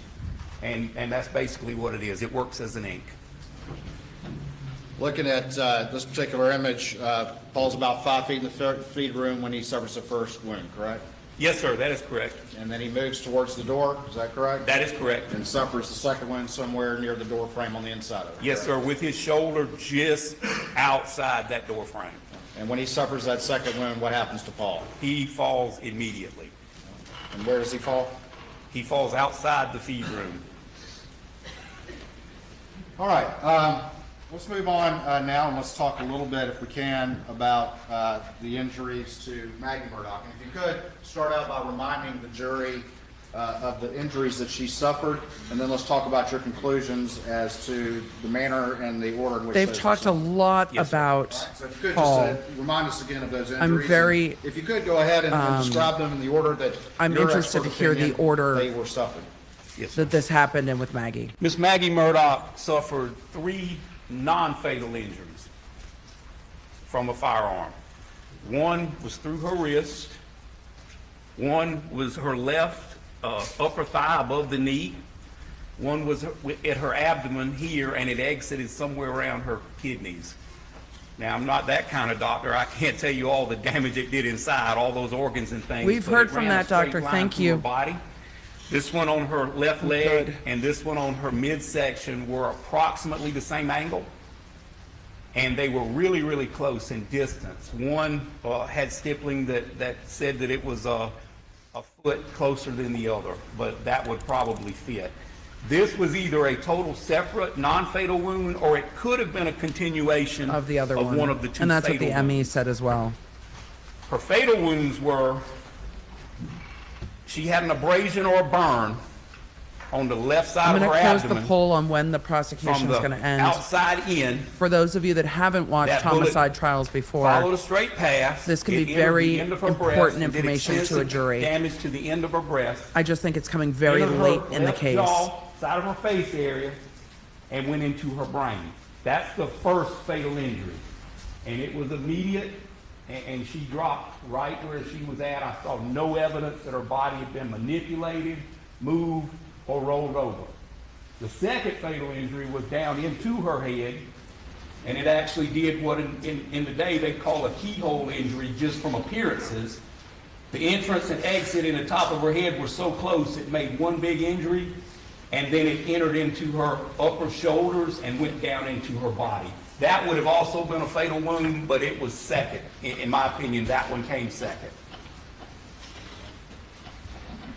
All right, let's talk about that a little bit in a little bit more detail. Those first 2 wounds. Let him sit down, Creighton. It's that, so that you awkward. described, you believe those are the first 2 wounds she suffered?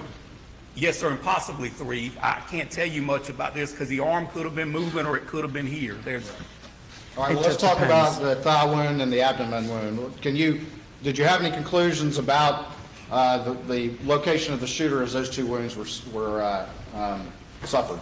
Yes, sir, I did. All right, and explain that to the jury if you would, please.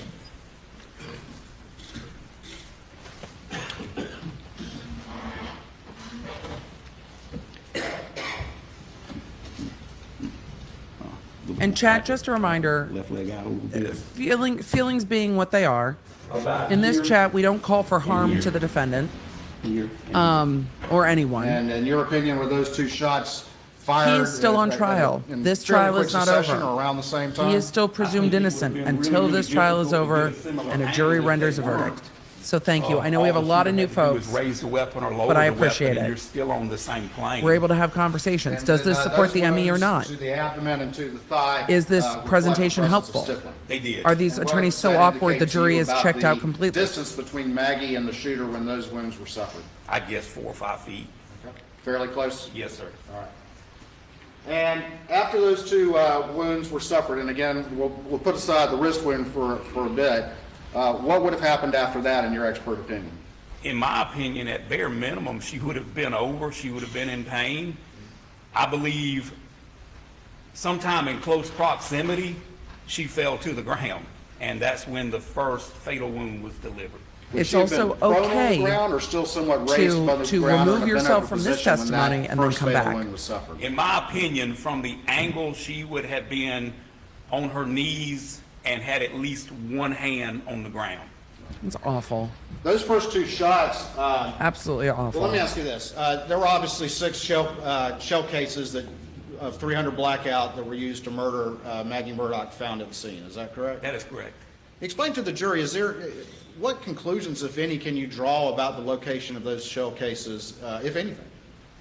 Explain that to the jury a little bit. Once again, just like Let with the him sit shotgun, down. I'm not saying it doesn't exist, but I don't think there are many left-handed AR platforms. So generally speaking, the ejection port's gonna be on the right side. I own 7. Some of them throw it, the shell casing a little bit forward, some throw it a little bit back, some throw it perfect 90 degrees to the ejection port. It depends on the weapon. They don't have the If weapon. they were always uniform where they come out, if you go target practice, you could place a bucket there and all your shell casings would drop in the bucket. You wouldn't have to bend over and pick up your shell cases. Unfortunately, nice. that's not the real world. So I don't put a lot into that unless I have the actual weapon and we can test the weapon with the same ammunition and you can generally get an idea of where that shell casing is going to go. So no, sir, I don't pay a lot of attention to it, and I definitely don't think the sequence of from one end to the other or from this end to this end means that's necessarily the movement of the shooter. All right. You said that when she suffered that first fatal wound, in your opinion, I mean, she would have been over and perhaps been on her hands and knees. Is that correct? Yes, sir. All right. I'm going to get down on my hands and knees, and if you could come around here and kind of show me where the trajectory of that wound Not would have again. gone, the first wound that was fatal. for Oh, Maggie Murdaugh. Creighton. I guess you can come behind me.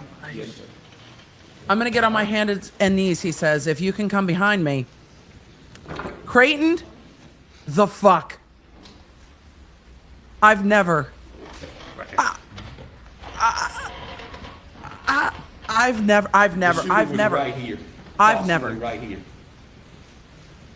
All right. And show us the trajectory as it went through Maggie into her brain. Yes. It burnt or grazed her stomach outside to Get inside. your clam off the Went through floor, the end of Creighton. her breast, into her jaw, and then into her brain. And what would have been the effect on her once that shot was suffered? She would have immediately fell down with the front of her body. All right. And that is the position her arms were in the original crime scene photograph. And while I'm down here, so I don't have to get up again, tell me about the fatal shot and the positioning of the shooter as the evidence indicates to you. The second shot was not as close, but it still I don't know if wasn't the a jury long can even distance. see Creighton because they've got the bar there. It was approximately here into the crown of the head. And use the dowel stick to show that injury that Maggie suffered. I just. In, out, in that line. Thank you. The jury did kind of chuckle as Creighton made a face getting back up again, which indicates to me they probably don't hate it as much as we do. The first fatal shot, that would have immediately been fatal. Is that correct? I don't Yes, sir. look. This is a stylistic choice. Also would have I been fatal had she still been living, Creighton but in your committed, opinion, she was not at that but it point. might help the jury understand how cold-blooded this is. All right. She may have had a sign of life, but there was no movement. She was not It's capable of just- any movement at that time. Creighton wants this to be visceral for the jury. I get it. Again, Go ahead if and I'm have going a to seat, call please. out stylistic things I Of course, don't like as on the I say defense, that I'm to going to you. call them out with Creighton too. It makes me super uncomfortable. The jury might, though, be helped by that. He has to decide if that's helpful to this jury or over dramatic. This courtroom has had a lot of Let me talk about something else drama real quick before we come moments back in to it this. from both sides. And I think that might be regionally specific. I think if I had tried to lay on the floor like that, most of the judge I practiced it before would either yell at me or tell me I was going to get MRSA. So not everybody hates it. It's just the crawling around on the floor is just so And see if you recognize this document. dramatic. It feels like trial ad class to me. And there's other ways to demonstrate that, but okay, that's his choice. And if it helps the jury and he thinks it helps the jury, he's going to do what he has to do. So I'll bring it back to you. Hold on. I'm going to answer some questions as they are flipping pages. Or answer compliments. Your hair looks cute in a bun like that. Thank you. It's my favorite. My brother was a prosecutor Yes, sir, as well I in the do. state of Arizona, Tell the was jury generally what this a document U.S. is, attorney please. for Arizona, but now That is private a practice. comparison Thank you. and presentation that I prosecutors. put together over an unidentified impression on Miss Maggie Murdaugh's left calf. Your Honor, this time I would Some move, answers. State 541 into evidence under seal. We have some answers. Submitted without objection. If we could make The sure judge the sounds monitors weary. are clear, please. Thank you, chat. Polly, I have questions about this too, about whether the $50,000 a week was blackmail. I have a lot of questions about that. There's no evidence of that, Are all the monitors secured? We good? but they're putting up crime scene photos. I want to put. I like that State they're securing the 541 monitors up on the with screen. cardboard because they can't just cut the monitors. Chelsea asked if there's ever case law too old to cite. If it's still good law, it's still good law, even if it's from the 1800s. 541 and putting it up on the screen. If you could tell me, first of all, what do we see here before we get to your analysis on this particular issue?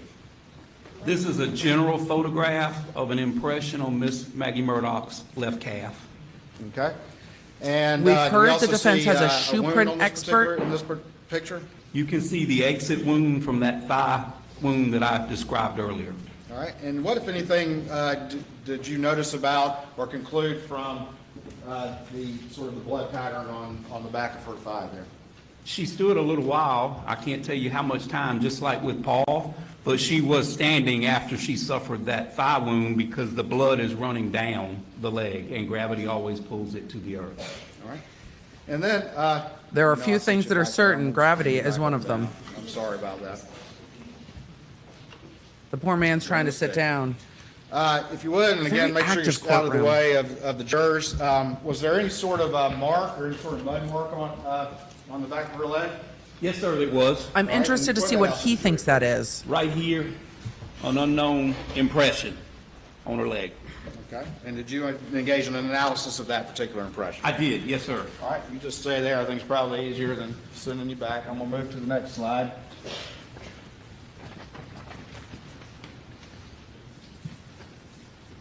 I'm interested to see what is going on with the back of the leg because And just the defense tell me insinuated what that this law is, if you would, enforcement please. stepped That is on the her, same impression, which is unknown horrific. impression. I've just cropped everything out so you can concentrate on the actual impression.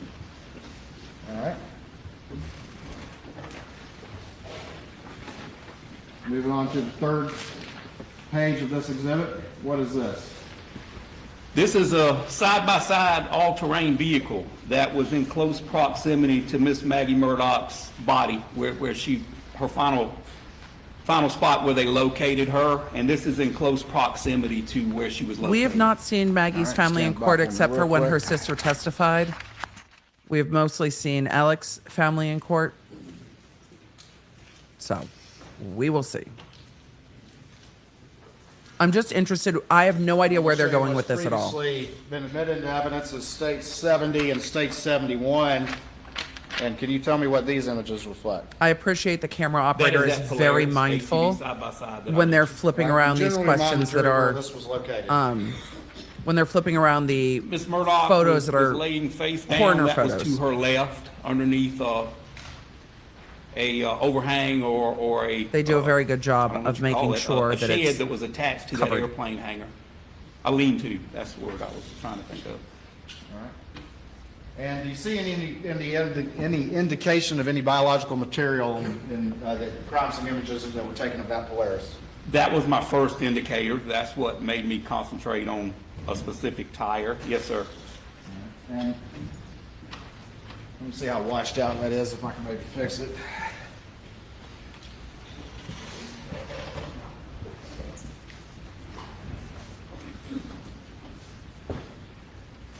And can you point out an example of what you're talking about on that image? Yes, sir, I can. And I can bring you the original image if that's better. Right here, we've got some kind of biological material, and I'll tell you the reason I believe that to be so. Like I said, blood has a viscosity or a cohesive factor to it. That's why a blood drop stays together. You know, if you throw a drop of water on a tire, what's going to happen? It's going to run down. But here, and actually here on the front of that four-wheeler, in my opinion, that's some type of biological material. All right. That was never tested by SLED. So I appreciate their opinion. SLED never tested what was on the front of the tire, but we do know that there was a broken earring and biological material there as well.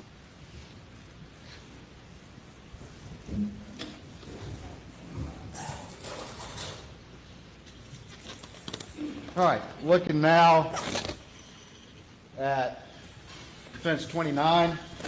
Again, if you could, just, this is the feed room right here, is that right? Yes, sir. And just, if you could, just point to the general location of this ATV and where it was located in the crime scene. Yes, sir. Yes, sir.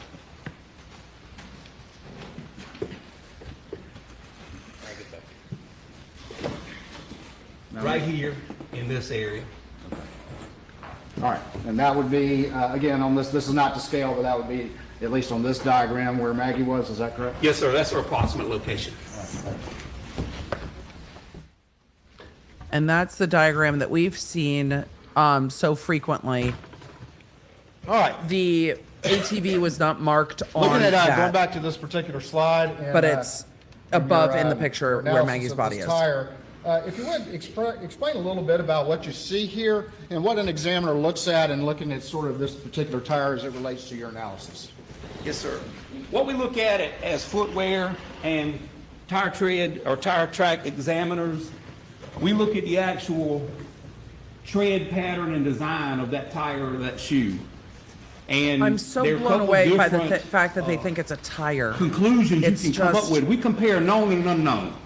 It's not like you see on TV where you take a picture of a shoe and feed it into a computer. Some people have footwear databases, but it still has to be examined by a human. There's no magic machine. If it is, I've never seen it. What we look at the dimensions of the tread pattern. We look at the shape, the sole, the outsole design, the tread design, the measurements, and we try to find class characteristics. That's shape, size, sometimes depth, or the physical properties included in that pattern. And then to make a complete identification, that's a class characteristic. That's saying there's an association, either this shoe or this tire could have made this unknown No, I impression, don't know or yet. another I one don't know just where they're like going it with could have this. made this unknown impression. 'Cause So it that's was a mud. class or an association. It was Then mud, you've got but an she wasn't identification. That's where you say, to the exclusion of all others, injured there. this shoe or this tire made this print. Now, to make an actual Joni, complete that's what I'm identification to the wondering. exclusion of all others, you've either got to have what's called a random unique characteristic. A thumbtack in the bottom of someone's shoe, bubble gum, damage to the tread pattern on that tire. You know, you hit something and it cut a tread pattern. So that's pretty difficult unless you have the actual tire, the actual shoe, and then you take it and compare it to the unknown. And what you'll do is take that tire and three-dimensional comparisons are always better than two-dimensional. Two-dimensional is a photograph. You can't tell depth. If you have the actual cast of that footprint or that tire, now you've got three-dimensional. You've got the width, the length, and the depth. So it's a little bit better to have a three-dimensional to compare with, but you can do a lot with the But it was two-dimensional. mud. If you can get it scaled to the size, you can associate it with another thing. You're looking for them unique random characteristics. They call them accidentals. It's something that happens by accident, just because of the way you walk, the way you drive, what you might hit. And that's what you look at when you do a tire or footwear impression analysis. I'm going to move on now to the next And again, we know the defense has a Page footwear and, expert, but what are your they, exhibit, and tell the jury what these two images are. what please. do they So think this is it the means? unknown impression I on Miss don't- Maggie Murdaugh's left calf, and this is the photograph of the known front driver's side tire of that side-by-side.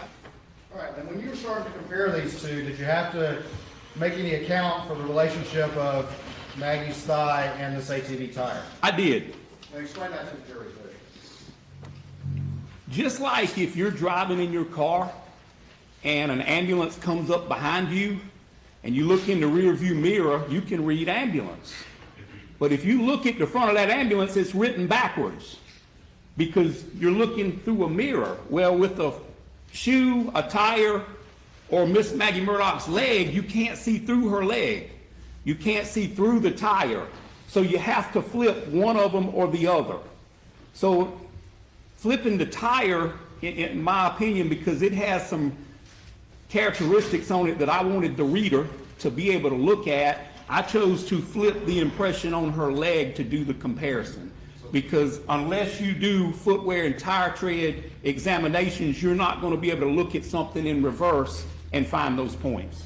So this is the original orientation, is that correct? It is, yes, sir. And then flipping over to your next slide, that's where you've They reversed the think image, it's a is that tire correct? Same mark photograph. on the I back of just her leg, pulled but it they over. haven't In the said old days with 35 millimeter how they think it got there. film, and I'm from the old days, we just flipped the negative. That's all you had to do. It's a little bit more complicated in the digital world, but not that hard to do. But this is a direct representation. It's just in reverse. All right. I'm just still sitting here Continuing going, on as we go through and that means, your analysis, what does this reflect? because this is just we're not there yet. side by side, so you could understand the orientation here, here, here, and here. Those are the two treads that we're talking about now. All right. We're going to get a battle of the And experts by the over way, what's on those Maggie's the leg. tire I just don't know Are the why. only treads at that level on her calf that I believe needed to be examined. That she might have backed up into All right, it. and Her again, body these are was just near the Additional ATV. images illustrating what you were focusing on in your analysis? Yes, sir. Okay.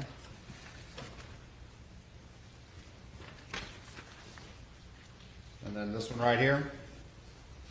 Yes, sir. That's a side-by-side view once again, I with all the background. I cut just out of it. wish, and this is for me, And then the final one. that is they this, would get to what their point is, explain this to the jury and how this then supports go your back. opinion. This is my from actual what the point is comparison, to how they got and we use there. a process called ACE-B, where you analyze, compare, evaluate, and verify. It's a peer-reviewed process. I never go by just my results. I always have another competent examiner with like experience and like skills look at my work, because if you're going to make a mistake, that's where the mistake's found. You don't want to put a conclusion out for something important and you miss that. And that is a very important process in the examination world, that you use peer-reviewed process. You have someone else look at it. And so what I do, so that person and the jury and the court, Your Honor, so that person can look at these details. I've got a markup here showing some unique random characteristics that I've used, but I also put the actual impression there so you can make your own decision. I didn't want to look like I was being deceptive and put enhancements in there and point things. You can look at it and make your own conclusion, but I wanted to That's the job put of the it right jury. next to I mine, so respect you that. know I'm being straight here, or you can make your own opinion. All right, I very appreciate quickly, that. Is it your expert opinion that this mark on the back of Maggie's leg is a tire impression and not anything else? That is a tire tread impression. That is my opinion. All right, now I see you have a number of arrows here that have different colors, and so I'd like to move through those and you explain what you're pointing to with those arrows in this image, okay? Absolutely. Let's start with the A tire baby blue tread one, and impression. tell the jury what that indicates to you. Now, you're going to have to tell me, because I Chick can't Benny, still show I you will from- give you CEUs for this Okay, the presentation. top We have one. learned a lot. Yes, sir. All right, here you've got your unknown impression. The See down there? Here you got your unknown impression, and what I pointed here is at the the- start of that impression, and it's in mud, by the way. It's in mud. It's So by in the mud, time and this so it's got really, to really fragile, but it's still here. the medical Got examiner, an the mud unknown had impression, flaked and off Here's approximately where it starts. when they were transporting Maggie. in the So that's why unknown, the ME didn't see and it. here is where it starts in the known. And you can look at Yeah. both, the marked So up yes. one and the actual impression itself. All right, And it's here. All right, and then So moving yes, on yes, to, yes. to this one right here, kind of, we got a purple one, and then kind of that. Oh, Nilda, Yes, sir. Creighton, Whatever that one Creighton's is. not going to Explain to the jury expedite what you're this. seeing there and how that supports your conclusion. Right here is the other side of She that absolutely tread. could have bumped And up against this one of the tread ATV tires. Is this tread. I don't is think this they're tread. insinuating Those she was two are the same. run over. And right here, That'd be awful. you can see it come up, and it actually makes a complete corner there. Comes up, and it curves out just a little bit there. All right, and is that consistent with the sort of unique shape of that top tire? Yes, sir, it is. Right here, and then it comes up. Now, it's exaggerated a little bit in the drawing, but that's the best I could do with a stylus trying to get it there. And are those very distinct patterns that I'm you see grabbing in the questions mud to that ask when we match get a up little with bit of a that break in the particular Yes, sir. testimony. Not so much the corner there, but these in here are. You can see a unique random characteristic here, and all that is a void pattern in the mud.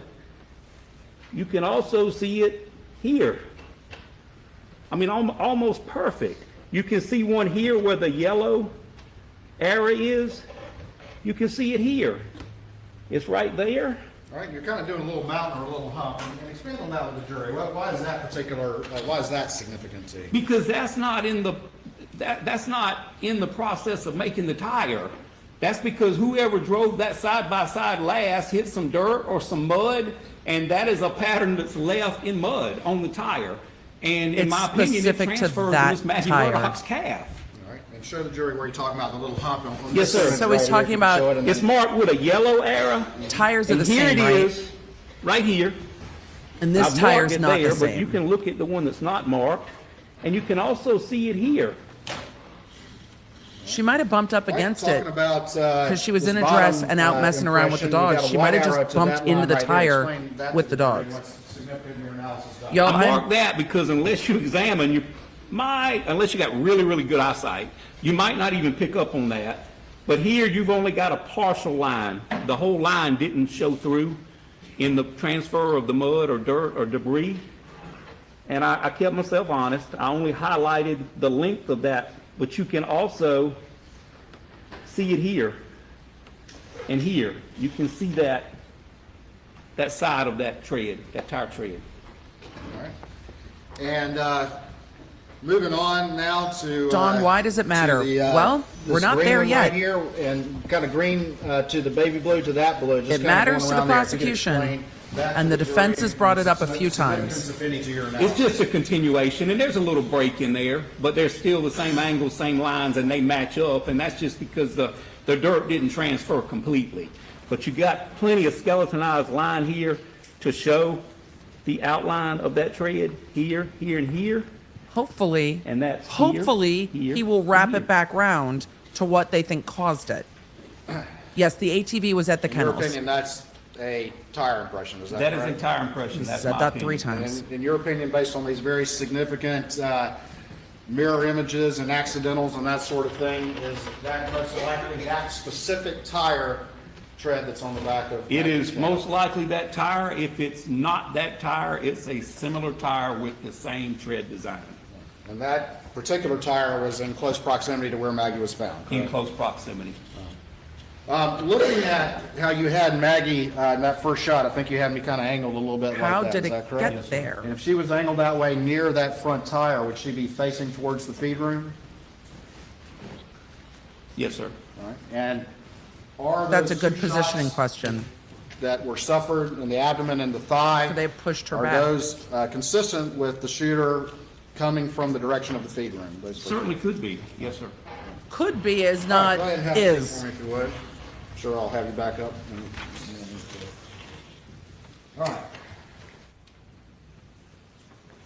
So I know y'all want more answers on this, but we're going to have to wait for the state to tie it together, and I have little confidence because they have not tied a lot together with these witnesses. But we know that the defense has a shoe marking expert. We know that the defense said in opening that Maggie was stepped on. So they are saying, no, she was not stepped on. This was from, I don't know, bumping into Additionally, with this particular the ATV. I don't think it's her being run over by the ATV, Maggie's certainly. calf, is that consistent with her That would have bruised. running into it or backing up into it with her calf hitting that tire? Thanks, as it was Creighton. parked there? Leading, I've not, this is my first leading objection on this, but I object, leading. I'll rephrase your. What is it consistent with? All right. Let me ask you this. With this particular Good, tire maybe we'll have impression answers. and what you see on Maggie's calf, is there a reasonable explanation as to how that impression got on her calf? At some point in time, Miss Maggie Murdaugh's left calf made contact with the inside of that front driver's side tire, or one just like it, and I saw no evidence that she was run over. So she had to make contact at some point in time. Gotcha. All right. And again, being out with the on for me 1 dogs second. out at the A kennels, few more matters. could you bump into the ATV tire in normal course of life? Yes. Could you step back into things? I step back into things all the time. So that is a different explanation than somebody stepped on her, which feels awful, truly. So we'll see. We'll see what happens. But the medical examiner didn't have that print because it was in mud on the back of the leg. So, Be careful, this or one will be under seal. chasing Bubba. So can we secure the monitors, please? When he said the inside of the tire, he Show you means what's the been marked as inside 542. of the tire See if you versus recognize the this image. outside. So, what's I do. what's it towards the middle of your body? Just Medial? generally tell the jury what that is. I might be It's wrong a on that. cell phone sitting up on the back right-hand side pocket of the victim, Paul Murdaugh. All right. Your Honor, this time I'd move States 542 into evidence under seal. It's admitted. All right. Are the monitors secured? Oh, I feel like Bubba's going to get blamed somehow. I'm going to put this image up on the screen. It's kind of like me. My brother never got blamed. Always me.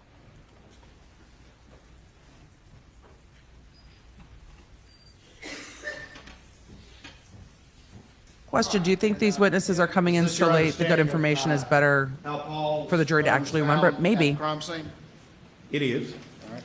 And did you make any assessment or Last in, analysis last of out. whether or not Paul's phone could have popped out and be found in that position? I did. All right, and can you relate that to the jury, please? It's my opinion that his phone was placed there by someone else. Well, we know that. Tell the jury your basis for that conclusion, please. Well, we know after that. I mentioned That's what Alex said. the fatality, the fatal shot, at that point in time, you have no movement, even involuntary movement, and there's no way Paul could have retrieved that phone from his pocket and placed it on top the back of his pants. And in your opinion, if That's he had been carrying consistent. that in his hand, could it have landed in that fashion following the fatal shot he suffered to his head? Mathematically, could have made it happen, but I don't believe it's possible. I believe the phone would have fell to the ground and it wouldn't have fell behind him up in the air and landed on Yep, him. Alex said he put the phone there. So that's consistent with what Alex said, and that's fine. A couple other things. I just don't know why they're hammering on it. Okay. You testified about your experience in crime scene and that sort of thing. Is that correct? Yes, sir. Is there any forensic value in a residence belonging to certain family members and doing any sort of DNA swabs of the bathroom sink or the shower drain or anything like that? Sir. If it's an unknown person, maybe, but not if someone lives there. I see very little forensic value in that. Why? Can you explain that to the jury? Because we as humans, we swap, we lose biological material every day. We brush our teeth, or we should. We brush our teeth and we shampoo and we wash, and there's commonly DNA blood everywhere. and other bodily fluids in our drains, in our tub drains, and generally everywhere except in the toilet bowl. Generally. Generally, yes, sir, under Well, black light. it depends. It depends. Depends. You've talked about your experience and your certifications with firearms, is that correct? Yes, sir. Do you own yourself any AR-style platform rifles? I have 7 complete rifles, and I also own a couple strip lowers that I'm just holding for a rainy day. Gotcha. And what are those? I have questions about the chamber rainy day, sir. 223-556. Questions In about the the rainy AR day. platform, is that the most common chambering for an AR platform? I believe it is, yes, sir. Do you personally own a 300 blackout? I do not, but I have trained and shot a 300 blackout. And why do you have 223 instead of 300 blackout? The cartridges were a little bit more difficult, well, they were a lot more difficult to find during COVID, and they are a lot more expensive than 223 and 556. Oh, the ammo is more expensive. 300 blackout pretty loud? I think they're all loud, yes, sir. I have to wear hearing protection around my rifles. 300 blackout louder than a shotgun? Absolutely. I don't wear hearing protection when I hunt. I'm an avid hunter, but I have to wear hearing protection with my rifle. Hold on for me one second. Remember, they ordered suppressors for these guns, but never Jury picked them room up for a and break. didn't. Oh, we got a break. Please do not discuss the case. Good. Good. We get a break. So he is an instructor, and I think talking about how loud the weapons are is very helpful. Relevance. This goes to the timeline. If Alec Murdaugh was at the kennels at 8:44 when that video was filmed of him in the back talking about Bubba, and then the phones go silent 3 minutes later, wouldn't he have heard the AR? Wouldn't he have heard the gunshots? And so that's what how loud these are is going to. This goes to, I jokingly talk about it Legally Blonde, but it's that moment of like, you would have had to find the shooter with a gun in their hand, or my client with a gun in their hand to make your story plausible, wouldn't you, Chutney? But that's what they're getting to in this. You would have had to have found, or you would have been able to find the person who committed these murders, if you believe the state's timeline, right there on the property. It would have taken you seconds to get back up to the kennels. And if you know Maggie and Paul are at the kennels and you think Maggie's going to go with you to your mom's house and you're getting ready to leave for your mom's house and you hear gunshots up at the kennels, wouldn't you go check? And then the story becomes unplausible because wouldn't you have heard at least these 7, because there were 7 casings, these 7 shots from the AR. And he's an avid shooter. He would have known what gun that was. So that's what it is. So that's the relevance of that with the loudness of the guns. And this also is probably within the jury's experience. They live in an area where hunting is very common. When you live somewhere where gunshots aren't common, it might be not within your life experience to have heard them, but they live in an area where it seems like everybody is involved in hunting and fishing and outdoory things. So I'm not surprised. But the suppressors were never purchased. And again, this is a 1,700 acre property. So for no one else around it to hear doesn't surprise me. Dr. B, do you love it? I ordered Dr. B some food this morning. It looks great, doesn't it? You ordered me food. I wanted it too. We're trying something else. It looks really good though, doesn't it? All right, I'll have some at the break. And save the rest of the goodies for me. We're on a court break. Thank you. We're on a court break now. Tell me how good that is. I want you to keep me posted. Sorry, it's been busy over here. All right, so I'm going to answer some questions. We got some quiche this morning. I'm very excited. So this morning we heard from the judge. I'm going to do a recap. This morning we heard from the judge that there is going to be, a lot more evidence about the roadside incident coming in. The judge made a further record. Defense and prosecution made a further record. The defense is getting a little snippy snip with the attorneys. I think the judge is like, we live here now and I'm over it. So the judge is getting done. I've seen reports online. I don't know the veracity of these reports. I don't know the veracity of the reports, but I've seen numerous reports online that the palatial estate that Poot et al. Are renting is a wedding venue that has weddings coming up in like a week. So if this trial doesn't wrap up, they're going to have to find somewhere else to go stay, which maybe is why Poot wants to move this along. He's trying to figure in when to fly in experts and was telling the judge that he would be flying in experts for Friday. We'll see at the end of today if that is still the case now that this extra hours, it seems, of interviews is going to be coming in. if they are still on track or if the prosecution plans on resting on either Friday or Tuesday. Remember, there is no court on Monday. For those of you that are members, I am going to be moving our members only live stream to Monday, just so I can get the work I'm behind on done. So that is what we're going to be doing. All right, let's get into your questions. I've got questions, you've got questions, we've got questions, and I love playing this bumper, honestly.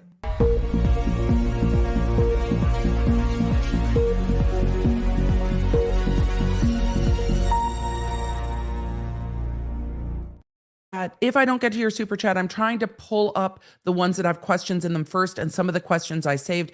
As we go through, I do look at the chat quite a lot to try to pull questions and get to those. Lilac Gamer asked what everybody asks every single day, which I appreciate. Are the jurors allowed to take notes? In this court, they are not taking notes. They have not asked to be allowed to take notes. This is specific to their court, where the judge can determine if they take notes as a matter of course, or if they don't, or if the jury can ask. This jury is not taking notes. I don't know how they're keeping it all in their head, or maybe they're like, y'all better make it make sense at the end, because we've heard what we've heard. But they will have, the things they'll have in the jury room are the, so much has been admitted evidence. There's over 400 exhibits at this point, but they'll have all those audio recordings, if that's what's most important to them, to go back through and listen to what the defendant said in his own words. They'll have all of that. Question, could the prosecution not have made a convincing case if they had left out most of the financial crime and focused more on this type of evidence? IMO, the motive was to kill his fam before the truth came out. And Kit Kat, I think that's why they focused on the financial stuff. It's the ordering of witnesses has been a little bit hard for me and very interesting to me, but they are trying to give the context. These crimes didn't happen in a vacuum of Alec Murdaugh's life. And I think even though motive is not an element of the crime, they don't have to prove motive. A jury's going to want to know, why would someone do this to their family? And I think y'all in the chat still want to know, why would someone do this to the family?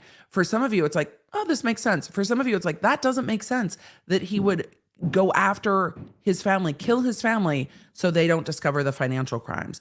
But the prosecution has not well articulated through their arguments so far exactly what the benefit was that Alec Murdaugh gained, and I think they need to do that. What is the benefit? It's not a financial benefit. It's possibly that, and we'll hear them argue it, that the boat case goes away, the prosecution gets dropped, they can't go forward with the civil case, et cetera, et cetera, et cetera. So that is what that is. How could it not have happened as she died if it was so fragile it fell off in transit? The mud might have still been a little bit more wet when she bumped up against it. They were hosing things down out there when that audio was taken at 8:44. They were trying to get the chicken out of Bubba's mouth. It had been raining off and on. So if the mud was more wet, it would have stayed and then dried post-humorous. If she can see the feed room, maybe she stumbled backwards of the tire when she saw Paul. That's also possible. If he drove to the kennels, he lured them. I think there is evidence at this point that Maggie had no intention of going back to Moselle that night and was pulled or was convinced to go to Moselle by her sister. She had wanted to go back to Alameda. They were having work done on the property there.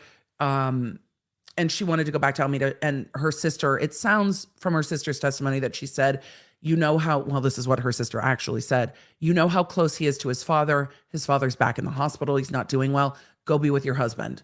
Go be with your husband. I know you want to get back to Alameda. It'll be fine. Go be with your husband. That's what the sister's testimony was. I'm sorry, Edisto. You're right, chat. Go back to the beach house. Don't go back to the beach house. Go back to Moselle. So I do mean Edisto. It's been a long trial. Elephant Shoe, question, what about OnStar? We've heard some allusions to the OnStar evidence yesterday. The defense brought out more information about the OnStar data than we had, and we saw a little bit of back and forth between Jim Griffin and the lead investigating officer yesterday with that, but we haven't had anybody break that down for us at all. So, do you know anything about Blanca selling Maggie's clothes? I have heard stuff was sold on Poshmark. I don't know when that happened, if that was with Maggie's permission, not with Maggie's permission, with Maggie's family's permission. I don't know the timing of that. I don't know any of that. But what I got from Blanca's testimony was that she very much cared about Maggie. She was one of the witnesses that had the most fondness for Maggie. And I really think that she wouldn't have been doing things without Maggie's permission. We learned quite a lot about Blanca from this. So I don't think if there were clothes being sold on Poshmark, it seemed to me that it would have been Maggie saying, can you help me do this? And I wonder if that's because they wanted to either, and I don't know if this was before Maggie died or after, but this would have been money to help the family, or they just didn't want to donate them, or they wanted to Poshmark because Poshmarking is fun. I don't know much more about that. It hasn't come in at this trial. What did come in though yesterday is that Maggie, the clothes Maggie was wearing at the doctor are the clothes that she was killed in. So she never changed clothes, but her pajamas and underwear were like folded up and just set in the bathroom, which is still very odd. And we've had no resolution on that. It's one of those things where you're like, that's strange, but then we hear nothing more about it. Ray says, I think it's significant because it shows a policeman did not step on her as alleged. I think that's fair. Sled Guy says Emmy mentioned it. Emmy said no. The Sled Guy said in his notes that the Emmy mentioned a bruise and that the Emmy said she did not have a bruise in her notes. There was a contradiction there about a bruise on Maggie. The thing is, the photos the jury will have, and they'll be able to perceive that for themselves if they care and if they want to look at those photos. The closed captioning gets it way wrong sometimes. Yeah, I've seen the clips. I'm normally looking at the chat and listening and looking at the faces. I'm not reading the closed captioning because I can't read it and chat. I have seen some of the screenshots of what the closed captioning has said. Closed captioning, the auto-generated closed captioning has gotten it very wrong sometimes. Waters didn't ask the Emmy for a time of death. Nobody did. Isn't there no time of death? There is no time of death. The prosecution, and I think the prosecution is arguing it's when the cell phones went silent. I think that's a good argument, personally. In my opinion, it's a good argument. Here's why. Paul was in the middle of active conversations with his bestie and with a girl he was trying to pick out a movie to see with, in active text conversations. He's 22 years old. The phone was not dead or near dead just yet. I think he would have figured out the rest of the conversation, especially when his friend's worried about his puppy. Don't you want to finish out that conversation? So I think when we get to the time that the phone's locked forever, it's very powerful evidence, especially as to Paul. There's times when I don't respond to text because I've gotten distracted. I've gone to sleep. I've getting my kids to bed. I just literally can't process words anymore. But with a 22-year-old who's in the middle of active conversations, I think that's a very telling timeline. And I don't know, I don't think the timeline of the Emmy, unless the Emmy never established it, is good for anyone. So the texts on Paul's phone are just very, very heartbreaking. So I don't know. Nobody asked about it. If it was good for the defense, they would have asked. If it was good for the prosecution, they would have asked. Maybe it was not determined. Can the jury watch YouTube like Jim did? No. The jury gets what's presented to them in the courtroom when they're there by the attorneys. The attorneys have to do a good job. Can the jury split the verdict if they think AM shot Maggie and someone else shot Paul? They can. They absolutely can do a split verdict. Though in that scenario, I think it'd be more likely that they hung. I think it'd be more likely that they hang, but we'll see what they do. I have questions about the phone call to 911. Alex was quiet when the call was ringing and then starts being hysterical when they answer. The call starts recording as soon as the ringer starts. It does. I don't know. And they've never brought it up. It's one of those things that there's a question about. But I don't know. I don't know. So, do you think this will force law firms to look back at court cases, all the court cases Alec Murdaugh has ever done? I think it will force PMPED to look back at the court cases he's done. We heard from Tinsley that there was insinuations that Alec has fixed juries. That I don't think came in front of the jury. I would have to go look at Tinsley's testimony. It came in, I think it came in only in the 404 where Tinsley was saying, if I hear that you're messing with a jury, if I hear that you're messing with this case, I will sue Maggie and Buster in the other county. So it's interesting stuff. Do I think people will go back and unearth things? I think so, but PMPED is doing that to see who got paid and who didn't. When will they release the doggo pics? There are doggo pics online of Bubba and of, we've had lots of dogs in this case. We've got the video of Cash. There are pictures of Bubba online. There are pictures of Avo. We've all forgotten Avo, but there are pictures of Avo online. If he owes $30 million, who is paying his legal fees? I don't know how legal fees are getting paid, and I'm not confident that all the money that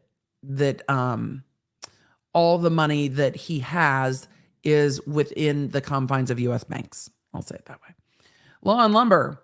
There's times when I don't respond to text, same, even though that little bubble gives me anxiety. It's almost too much anxiety to deal with right away. True, but we're old.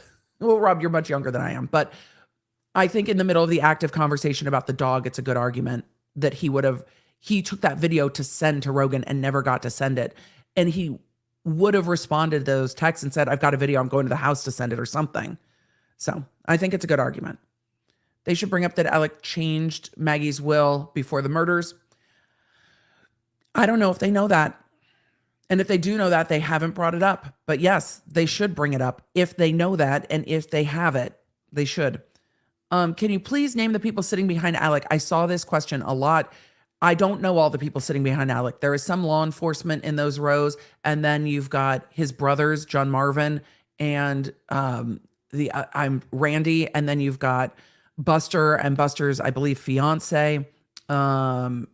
And those are the ones that I know. For the rest of it, I don't know. I love you. You guys are welcome to share how many unread texts you have in the chat.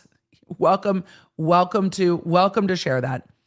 I bet Maggie had been sitting on the tire earlier. Yeah, or leaning up against the ATV with just her legs down in front of it. Yeah, it's possible. There's a lot of ways that could have ended up there, but it makes sense. AM is so tall, I don't get the angle of the blast to PM at 5'9". The gun wouldn't have been on his shoulder. It would have been down, arms extended down at the waist. So, Jacob Hoffman said 6 minutes to kill, 16 minutes to clean up. Maybe. I don't think those homicides would have taken 6 minutes. I don't think those would have taken 6 minutes. EDB, do you ever sell sweatshirts with thumb holes in your merch? We're working on it. They are harder to source and ship internationally. I try not to sell merch that is US only because we have such a large international audience. So I'm working on sourcing those. So not yet, but in progress. Was the tire from the ATV the car AM drove to his mother? No. Then it would tie him even more directly to the murder scene, right? It was not. I think that's the ATV with the flat tire. I don't know if the tire became flat earlier or if the tire got struck by something, but we've now learned from the OnStar that Murdaugh was not driving the Suburban back and forth to the kennels. So did he drive the ATV back up to the kennels? We've heard also that, and I don't remember all the vehicles that were at the kennels. I found that testimony very confusing and not well presented. But I don't know all of the vehicles that were up at the kennels. We've heard that Maggie would walk sometimes. It looks like it's about a minute and a half of a walk back and forth to the kennels. We've heard that Paul would generally drive. He could have driven the ATV up there. They could have all gone up there together. We just don't know how they got up to the kennels. And in that last interview that we saw yesterday, Alec was asking the law enforcement, well, how did they get to the kennels? So it's Audrey said Bubba saw the entire thing, so they best be nice. The first to finally think to bring in a dog whisperer. Well, show's over, folks. Dogs saw everything. The dogs absolutely saw everything. No other cells pinged in such a remote location. Coordination would be necessary for tight timing, family guns, sloppy touching and moving of phones. This was not a hit. He did it. I'm tired. Audrey, I get it. I think a lot of people are not convinced yet, and we'll just see. Shiloh said if she was run over, if she was run over, there wouldn't have been a bruise. I think that's a question. I think there would be probably more than bruising. Melissa in the chat says, Emily, we need a shirt that has some color, purple. I'm working on it. I like the black shirts so much. I'm working on it.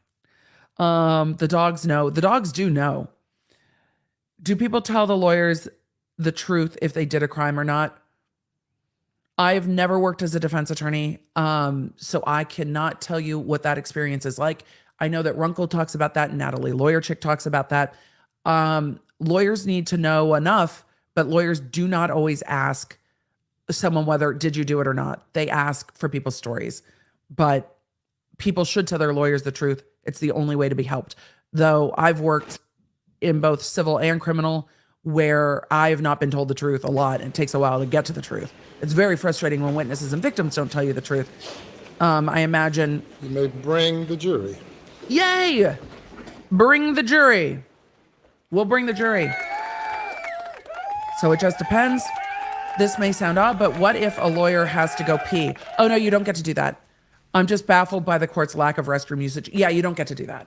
You don't get to do that. I got yelled at for having hyperemesis while pregnant and needing a few more frequent breaks while I was in a murder trial. And the judge gave me so much sass, I ended up just throwing up in a trash can in court in front of the jury because the judge would not let me take the breaks needed. No, you train your bladder. And then people are like, Emily, you sit through these live streams. Yes, I am capable of sitting through about an hour before court till the lunch break without going to the bathroom. Yep. I appreciate you guys talking about the easy bribery of dogs. I think the state will, once the jury's back in, will resume this witness. I believe the PJs were planted to make it seem like she was planning to stay the night. Maybe, but Alec also lied about her staying there the night before. It seems that she was at Edisto the night before. So we'll see. My drive is a third of a mile and a 5-minute stroll to the mailbox. I should stroll to my mailbox more. Leonard with love mugs or tumblers, please. Yes. Up with the Purple Heart. Yes, if you guys have merch requests, On those can direct also go to our examination, merch store email. Did you see But the mods note them here. any Email. evidence or anything that would reflect a struggle between Paul and the shooter? I did not. And can you explain that to the jury, please? Oh, I'll tell that story later. Typically, if, No, the judge didn't when you show. observe was a battle of the defensive wills. wounds, what's called defensive wounds, you would see signs of a struggle. I saw none on Miss Maggie Murdaugh or Paul Murdaugh in any of the autopsy or crime scene photos.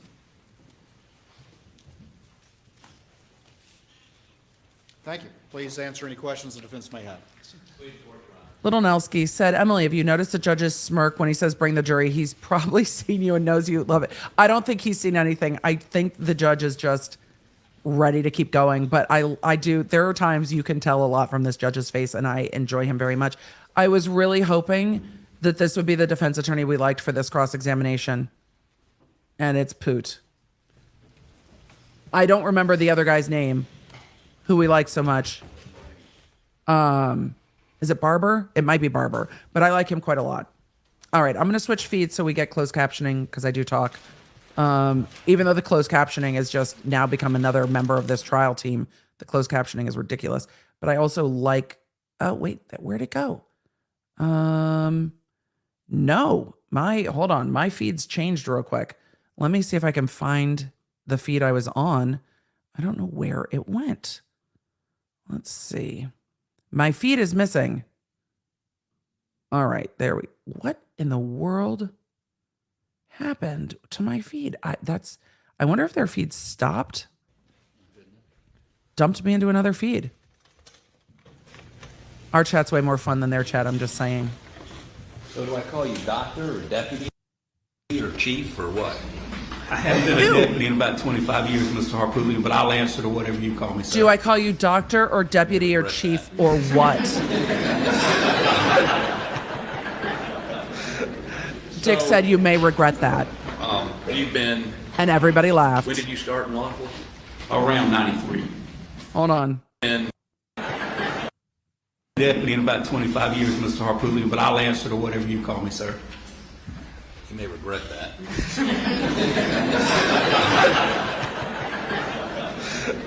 So, you've been, when did you start in law enforcement?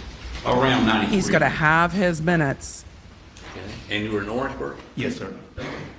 You know, back then, I was a solicitor in the Fifth Circuit. was I a don't prosecutor care. there. Do you remember that? I've testified for you a couple times, Mr. Harpootlian. I thought you looked familiar. So you actually were my witness a couple times. Yes, sir. Okay.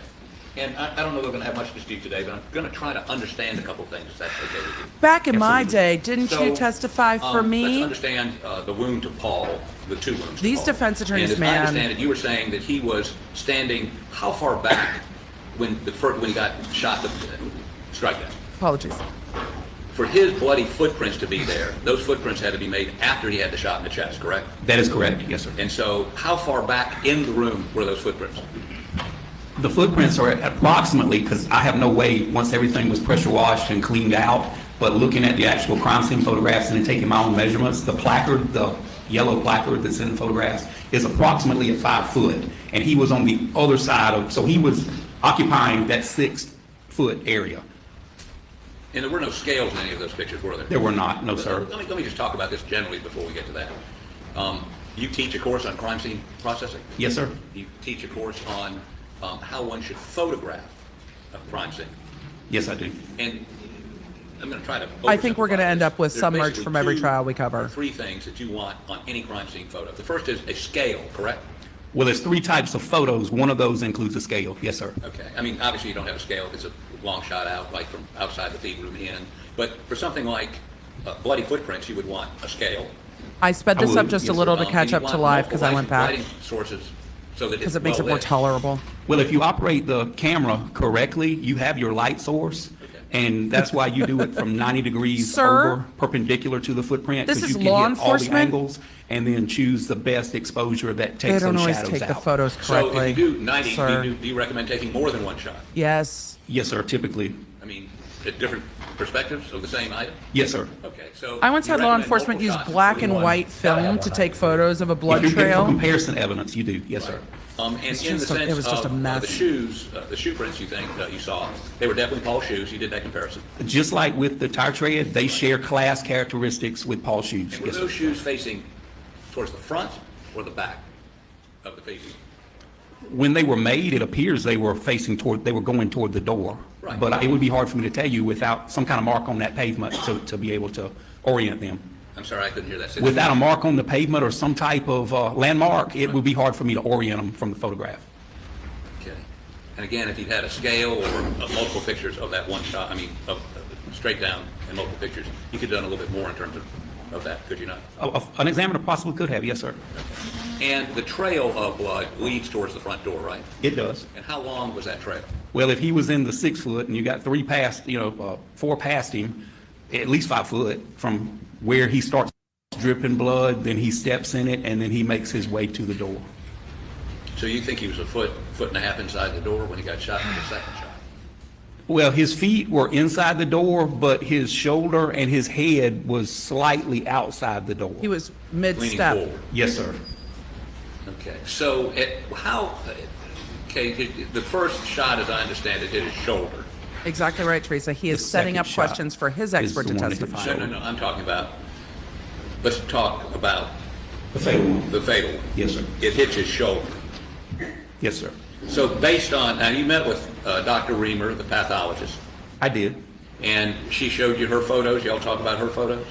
I offered to go over the photos with Dr. Reamer, and she told me that she had limited crime scene experience, and that I'd have to determine that she looked at the wounds and she makes her determinations, and that wasn't really her forte.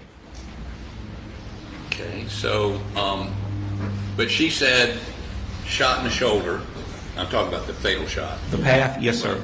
Into the neck, out the top of the head. That is correct. Okay, so, and how, you Yep, said you had some Emily difficulty Outdoors, I determining agree. Paul's height.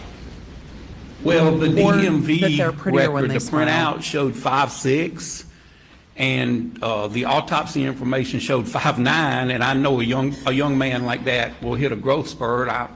That's not my area, so. But would you consider Dr. Reamer's measurement probably more accurate than what he told the DMV? They were talking about Paul Or having he some could have issues with his grown legs. since he registered with the DMV. Yes, sir. So why wouldn't we just use 5'9"? Ask a better question, you'll get a better Is answer. that fair? Well, but then he's got damage to the top of his head, so I asked myself, how could Dr. Reamer get it exactly right when the top portion of his head's gone? So I had to Right. guesstimate, and I figured the best way That's to fair. do it is split the two. And the two were, so you had them at what height? DMV showed 5'6" on the printout, and Dr. Reamer showed 5'9", so I figured somewhere around 5'7.5" to 5'8". So 5'7.5". And then you take the foot from there to the actual wound. Right, I guess, so where the wound occurs, the initial, in the. I very much like him explaining how he How high came was to the that? determinations that he made, That was approximately 4'7". because it's very thoughtful. 4'7". Yes, sir. Okay. So, just, give me a second here, we're gonna do a. Where are we going? We have a wandering dick. He's wandered off. He's wandered off? Did Alex exhibit signs of hearing loss or ringing in the ears the night of the murders? I don't even know if he would have, because they believe that the murders occurred at like 8:50 p.m. and police didn't interact with him till 10:06. I hadn't touched a protractor in So 50 years, I've done it twice this week.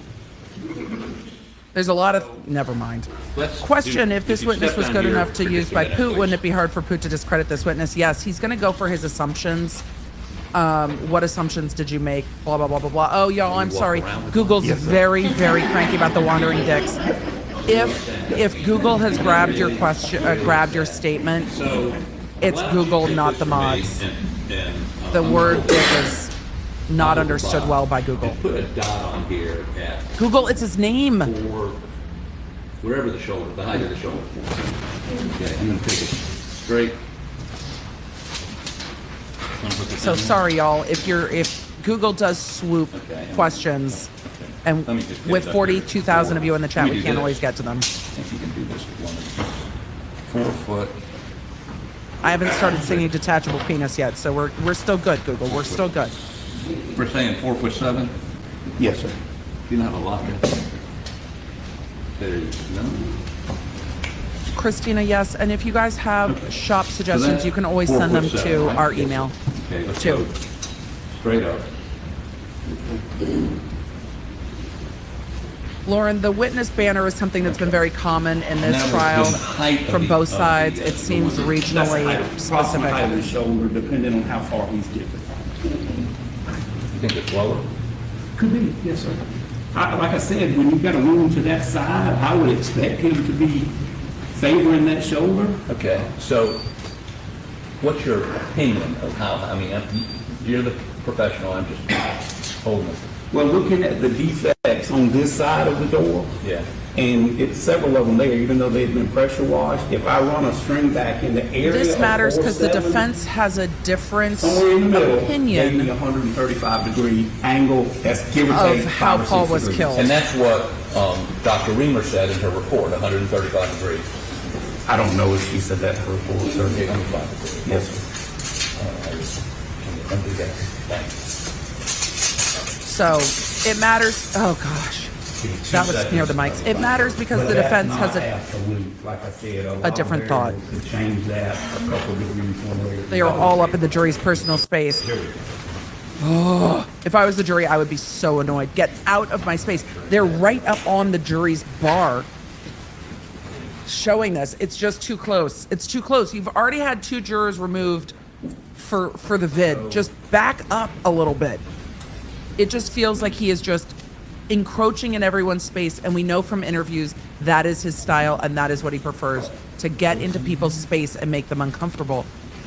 But I can tell you, even from watching it, it makes me uncomfortable. Well, while I'm looking for this. Oh yes, I complained about the was there exact any same thing with the evidence prosecution. of, Yep. I don't like it at all. Stippling, It feels disrespectful. soot, powder, burn, anything. Is soot the same thing as a powder burn? Soot is a byproduct, yes, sir. Okay. Around it. But soot can wipe off. The powder burn, the stippling doesn't easily wipe off. It's actually technical. Okay, now And is the that- time to that would switch the indicate layout pretty close shot. because they've wandered so And, far. We're you missing agree, Dr. Reamer them. said there was no evidence of any of that, any stippling, anything to indicate it was a close-in shot. That is accurate. And she testified, I don't know if you saw her, did you see her testify? A little bit of it. Okay, so she testified that the muzzle of the gun, the weapon, the shotgun, would have had to been at least 3 feet away, perhaps 4. But Yeah, at least just 3 feet focus away. on Is Sheriff that Specs. consistent with We your love experience? her. I don't know if that's consistent with my experience. I'm not trying to disagree with the pathologist, but I don't see how the angle would work out unless it was a pretty short shotgun. I don't see that angle working out 3 feet away. It maybe have been within 3 foot. Well, They said how far within away 3 was it? foot. This audio has so much white noise. Y'all, I can't. How far away was it? There was no, I mean, at what point? Well, at the angle, the bullet defects would have been here at 76 inches. Right. So you've got quite a difference there. If I could get that dowel. I'll switch it back in a bit, but this is just a lot more pleasant to hear. You want to swap places with me? Yeah, I'm trying to find that 135-degree comment by her, but, She said 2 to 3. She did. She said 2 to 3. To make that axis. She did not say 3 to 4. Poots said 3 to 4. Yeah. She said At within 3 3. foot, we're here. right. Yeah, Poots pushing the At 2 distance. foot, we're here. So I believe it would be more in line with 2 foot, but I'm not contradicting a pathologist. Okay. Well, he's I know it's misstating in what the there. pathologist said, so Thought I no, had you're it not. marked. And the prosecution could have objected that it misstates, because he keeps trying to push 3 to 4 feet, probably because of his expert. The jury will either remember that or not. The prosecution could object that it misstates facts and evidence. But this witness is absolutely consistent with the pathologist. He said, my experience is 2 to 3 feet. I'm not Well- trying to contradict the pathologist, but that's what it said. Dick's the one who said 3 to 4 feet. And so he is being given wrong information from Dick, So. and he's absolutely consistent with the pathologist. Assume that you said, and you relied on Dr. Reamer's 135-degree shot. There's not a lot of controversy when they rod the bullet trajectories. The bullet trajectory rods are bullet follow that trajectory down. rods. Now, Mr. Harpootlian, I reviewed her stuff, but I went and measured my own angle on that door now. I didn't rely on her angle. Well, but she actually. Fair. You're going based on where those pellets were. Yes, sir. And she would be going on measurements on the shoulder. Yes, sir. And she's actually looking at the wound. Yes, sir. And she would have maybe a more accurate angle because she knows, she sees what the wound is. She knows the angle to him, Right. but she can't relate that to the defect at the scene. But 'Cause do she you wasn't think at the scene. I mean, 135 degrees is basically a 45-degree angle, correct? Not quite, but yes, sir, close. Yes. Okay. So it's 45 degrees off of that dot. I did my measurement from a little bit lower on the door frame. I took my protractor and placed it on the door frame, inside the door frame, let's say. So I love you don't seeing think how they it's use that their low, you think it's protractors. down? I'm here for Well, it. that's where his shoulder's at, but the angle of the gun, depending on the length of the barrel, Right. it would have to be here, because it's not a contact wound, so it Right. would have to be Again. down a little bit, but the angle doesn't change, just the distance changes. Right, right. So, but, sorry. He's like, right. Let me disagree with you again. So, but if you come off of this 45 degrees, for the sake of argument. Okay, for the that- sake of argument. He doesn't want to argue with you. That would show you the angle. Say no. of You don't whatever have hit to his accept shoulder. his As proposition. long as the angle stays the same, yes, sir. Okay, well, the angle's not. I've got it gonna- on 135, by the way. But 135 would be. I like this witness. He's not having any of 45 Poot's shit. degrees off of straight up and down. So don't you have to take it over this way? Well, you've got 90 in the middle. It depends on where your axis is. You've got 90 in the middle. This is 180. All the way around is 360.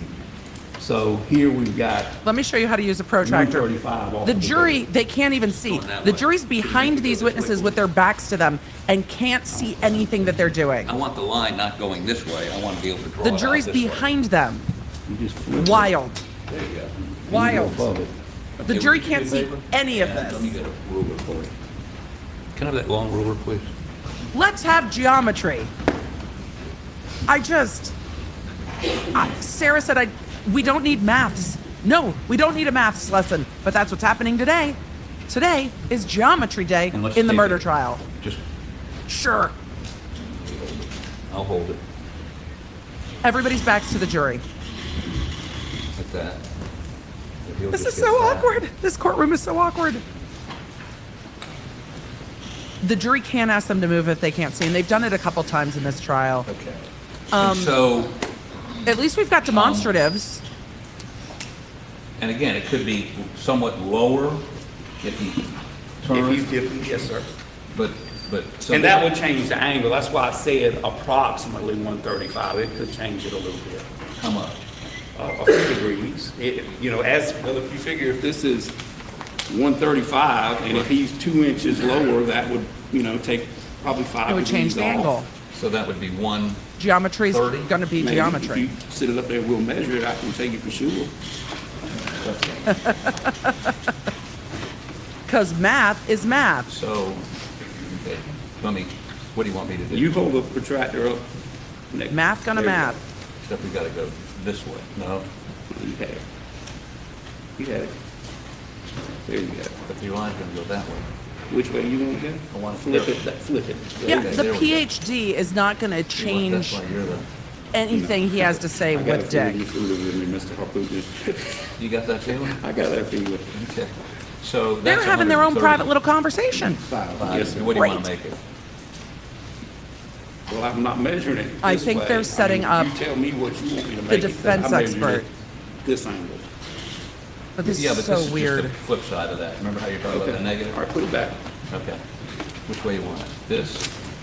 That? Oh. Okay, that's 135. What do you want to make it? So you can. Oh, wow, there you go. Did he just say, oh, wow, there All you right, go? So if it was, let's say this end was down a little bit, that would make it what? Now you're on the bottom half now, so that changes it. Now we're at 40. Yeah, it was 45. Right, Now yeah. it's 40. Right. See, I went to Clemson too. Yeah. And so, this is sad. So if you make it 40 instead of 45 degrees, what is it? Here. Okay, so, I went to Clemson too. Okay. Are they, now they're just shading You wanna USC, draw that right? in? Chat, was that USC shade? That was shade, right? the red pen right I went to Clemson too. Why is Creighton not objecting? He's not objecting because it's a mess. That's not intentional. That's why he's not objecting. Let the So- defense just do whatever. Those are basically, what you're saying is those are the two possible paths and there may be one in the middle. It could be. Yes, sir. Yeah, Creighton can't object Now- unless he can see. So he's standing back there to watch. And you believe that the shooter was how far away from him with that shotgun? I think 3 foot is a stretch without having some damage to the door frame. Right. Because that shot, 2 to 3 shot foot. pellets immediately when they leave the barrel of that gun. That puts it in at close. 3 That's what. foot, that shot pellet's going to spread 1 inch. There's no damage to the outside of that door frame. Why would there be? Why would there be what? If it's spread, how far, 1 inch? If This Paul makes sense is- to me. Shoulder is barely breaching that door frame, and that's what. It would the have blood spread evidence too tells me. far, and it would have damaged the If door frame you if it's are too far further back. The them further shot back, the more it pellets are gonna do what spreads. they're supposed to do. They're gonna open up, and there's no shot damage to that door frame. Okay. Little- So he's saying that what he's saying is if that person is 3 to 4, You recognize it? 3 to 4 Yes, sir, feet from back, photograph. that it gives the Yes, sir. shotgun pellets Okay, time to so- spread out, and they would have hit the door frame. They wouldn't have all hit. They wouldn't have all hit I have some. Paul. So he had to be within 2 feet because otherwise the pellets would have hit everything around it. That makes sense. That's what they just got to. With all of that, that's what they got to. He has to be within 2 to 3 feet because otherwise the shot, the shot would have spread out too much. The pellets would have spread out too much, and they would have damaged everything around it and Paul. Instead, they all went Take into that Paul. shotgun and I know. Put the gun down. back here. I don't mind if you Look- point it in my direction. I do. I do. Okay? Objection. So Objection. if you take that, the Objection. muzzle of that gun Have and we follow learned- the line down. Oh. And let me Nah! turn this just a little bit so I don't like this at all. see. Okay. Follow this down. I know the gun is Either one safe. of It's those just down. so weird. So that would be the position the shooter had?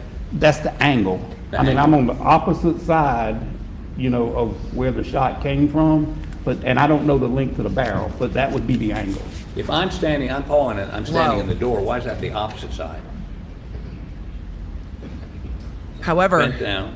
I don't like this, but it's Little bit. smart for Poot to show what an awkward position it would have had to be in if it's a long The gun. shot came from over here. It didn't come Well, this is from. a two-dimensional representation of a three-dimensional, but I'm trying to figure out just the angle from the muzzle. All right, if you're coming out of the door. Right. And you got damage to your right shoulder. Right, there you go. Instead of Same- the left I like to shoulder. keep it on same- All right, turn this way. Okay, And that is the door frame, right, was here. right. But, and that distance there is how far from the barrel to? 2.5 to 3 foot. So somebody crouching? So actually, that is, Oh, I I'm going to agree. your I shoulder agree now. with you, Rob. I don't love it, You gotta turn, you gotta but turn. Yeah. you it gotta shows turn. how awkward the about angle 24 is. inches. Well, you step closer, it is an but yes, awkward sir, angle. about 24 inches. He's trying to show how awkward the angle is because Alec Murdaugh's very tall. so this is getting complicated. So what you're saying is whoever shot him was holding the shotgun that low? Really low, yes, sir. Not from the shoulder. They could have been Some crouched. position other than the shoulder. Why? Wouldn't it be easier just to go boom, right in the head? Sir, He asked him I why. can't figure out why people do what they do. No, but I guess, How it okay, works. so Facts. the person with the shotgun has just shot him in the chest I can't figure out Maybe why he people was do what they in do. to the left. And that would have gone through, under his armpit. out the Also, window. it's Right. consistent with Okay. somebody And hiding. then he shuffles over to the right of that It's consistent with position, someone crouching down so they're not perceived. And I've seen towards the door. lots of cases where And people then lie in whoever wait. has just shot him, you would agree with me, the first shot was inside the, the shooter would have been inside the feed room for shot number At one. least to here. If this is the door frame, Right.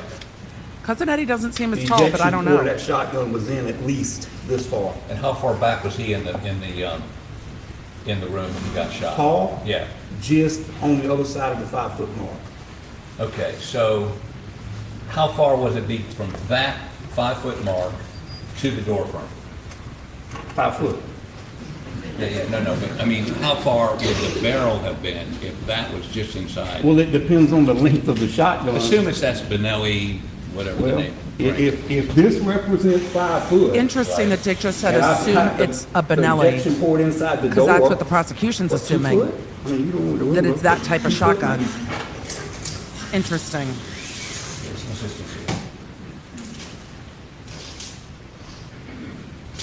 Interesting. Assume it's a Benelli. That's what Pooch just said. Assume it's a Benelli.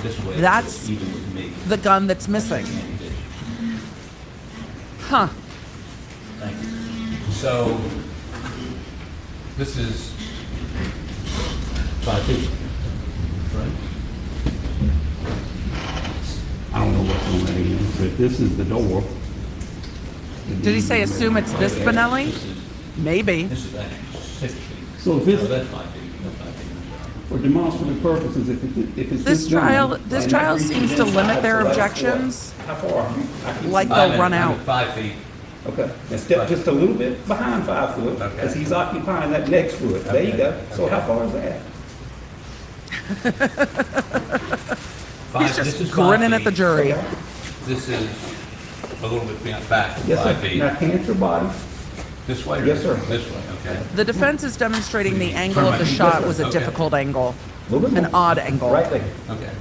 Now, and you're shooting me in the chest, Yes, sir. and the distance between that barrel and my chest is, well, that's Is that Clemson? 29, 30 inches, would you agree? 30 inches? Creighton doesn't think you're going to tell the inches right, Dick. 30 inches. Creighton thinks you're going to expand those inches And and so say that it's I would longer get- than it is. Creighton doesn't trust you. I mean, just a minute ago, we said that You've been getting in these 3 to 4 inch nonsense all 36 day. inches, or you said maybe it was closer. I mean, is this consistent with Stiflin? Yes, sir. Within 5 Okay. foot. Yes, sir. Okay, and when we had it before, and you were shooting up at me, it was about the same distance, maybe six more inches between the barrel and me, right? And there's no stippling. Okay. There's no stippling on the second shot. You're the expert, what does that mean? Well, he also has, I don't know, I can't answer that. Could it be, well, I mean, on that first shot, we know, you say that he was, you say he was the whatever you call it, thing eject. What's it Creighton's called? like, The ejection put the port. weapon There you go. down. The ejection port had to be inside the room. Yes, sir. For, Well, the second shot, now all it had to be is pointed toward the room. why? Because it's going to eject to the right, so if this is the door frame and I've got the ejection port pointed toward the room, it's going to eject into the room. The You would first shot, because it was straight on, had to be at least past the door frame. Right. But the second shot, if the ejection port was Pointed toward the room. pointed towards the I room. could be this far away from the door, the second shot, and the ejection port would still throw it that direction. So doesn't that change the calculation here on how far away that gun was?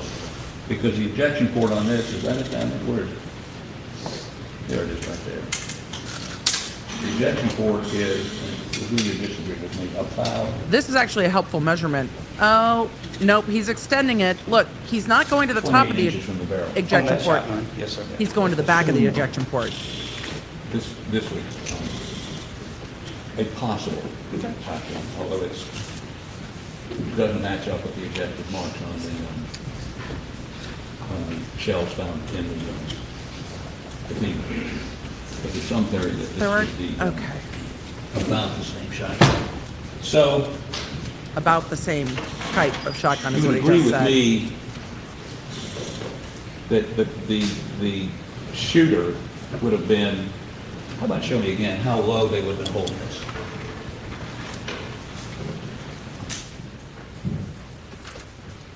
Chat, no, you're right. The whole ejection port would have had to have been inside if he says the Yeah. ejection port. I get it. It's just Well, I interesting mean, the I way don't know that how they're long the trying to arms do are. these There's a lot of measurements. variables there, but, you know, it could have been here.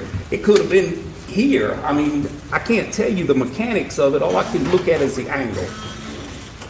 And that angle, you would agree with me, is an unusual angle. Typically, people shoot a shotgun from their shoulder. Typically, unless you and I are both occupying nearly the same space, Wouldn't there be stippling or powder burns or some? I can't explain that. Well, okay, so you can. I can't explain I'll take that. Yes, sir. That's a good answer for And, the but it would defense. be inconsistent for them to be that close, wouldn't it? Well, you figure if Paul made it to the door, whoever fired the first Is shot backing could up. have retreated or could have backed up, better word for it, could have backed up or even was taking cover to see what was going to happen. And then I believe the angle would fit or could fit, that two persons could be that close to that door frame. Hand me the weapon again, please. Might want to step that way. You might want to step that way. Blocking the jerk. Oh. That's better. So we both agree that the first shot is square into his chest. Now Well, we're you say just square, but it's directly on. Yes, sir. Okay, demonstratives. which is at shoulder height. Boom. Well, it could have been shoulder height. It could have been like I was holding it just now. No, before. I mean, I'm sorry, it could have Unlike you, I been, own- it could have been here. It could have been here. I mean, I can't tell you the But Get back mechanics. to the whoever, jury. whoever's shooting him in the chest is holding it Parallel to the ground or parallel to the near ground. parallel. To the ground. Yes, sir. And we know it wasn't down here. I don't believe so. No, sir, not the path of the bullets going out the back window. Okay. The pellets, not bullets. So either at his shoulder or just under his shoulder. Now, a shotgun has a pretty good kick to it, doesn't it? Buckshot? Yes, sir, pretty decent. So I guess what I don't understand. and The you have shooter no could have been explanation for it, falling is backwards Why the second shot or would stumbling be backwards. like this? I The mean, we shooter agree could have the been going normal height person backwards. would have to crouch to make that shot. or stumbling backwards when Correct. somebody was I walking don't know towards where they them. want to Absolutely get could have into that been. barrel place, Mr. Harpootlian. I can't tell you that part with my science. I can't, all I can look at is the angle. Which is about like this. Well, it's here, but in reverse.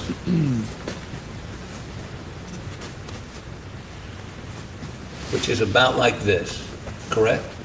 The barrel would have to be. And Dick okay. is going to make it look as awkward that. as fucking But possible. you would agree with me, I'm bent over to do that. You No. are, yes, sir. So the Not shooter necessarily. was You could be down on a knee. a very short person? But here, I'm not bent over that far, and I'm almost 6 foot. But what, I don't understand. You go ahead and take a stand. Dick wants to make it I as don't awkward as understand. possible because Alec is so tall. What And circumstance this witness is would like, cause no. a person to, might want to move that one over, to do this or this, Stumbling and then immediately do this or do this to Stumbling put that backwards. second shot in? Objection, asked and answered. Backwards. You said what you don't understand. The question is, The judge is like, Question is- what? That your position is that the first shot was like this, and the second shot would have been like, if I'm standing up straight like this, not a very good aim, or crouched down, if it's a normal sized person, right? What is the first angle was question? almost parallel with the ground. Right. The second angle was somewhere between 100. Parallel? Somewhere So around up. 135 degrees from the door frame. I can't tell you the psychology of any more, any less. Okay, That's so what height was the entrance wound on that chest? on the chest. Yeah. Approximately 4'3" or 4'4". I Off the believe, ground. According to the, 4'3", yeah, 4'3", 4'4". because it's under, that would have been below the shoulder wound, right? Yes, sir. So it'd be, let me see how that works. For all of you that are very uncomfortable with them using this weapon in court, I get it. This weapon has been checked, locked, and secured by multiple experts. This is very common in criminal courts when there are guns or knives, that the attorneys will use them as demonstratives 4 foot. when you have something in court that's a 4'3"? physical Fairly thing certain, that yes, sir. could have been involved. I trust know me, it's that's uncomfortable. 4'3"? It is very, very common. It is very Yeah, I'm common. about 5'10". Lawyers don't mind an audience and theatrics. So that would be about right for me, wouldn't it? Yes, sir. I think he keeps saying normal sized So, person because he's going to talk about how tall That Alec first is. shot, They if keep it's having on Alec the stand that up. person's He's very tall. shoulder, if they put it on their shoulder, they would have been approximately, was there any way to figure out? I don't know a scientific way, Mr. Harpootlian, unless you had a tripod that you could hold the gun and shoot it many times, the actual gun, and measure it. I don't know the scientific. If it is one, it's way out of my purview.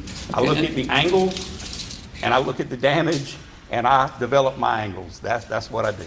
Okay. There's not a scientific way to do it, which is a very, very fair answer. Okay. I think I'm done with the gun. You can have a seat. I'm glad you're done with the Can I gun. take the gloves off, or we could do this again? Objection, asked and answered. I think we're done with the gun. I gotta tell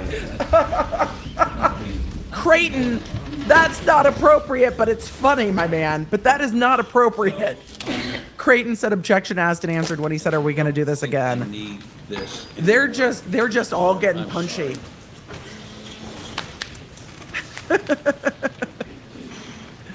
Were you able to find what I wanted?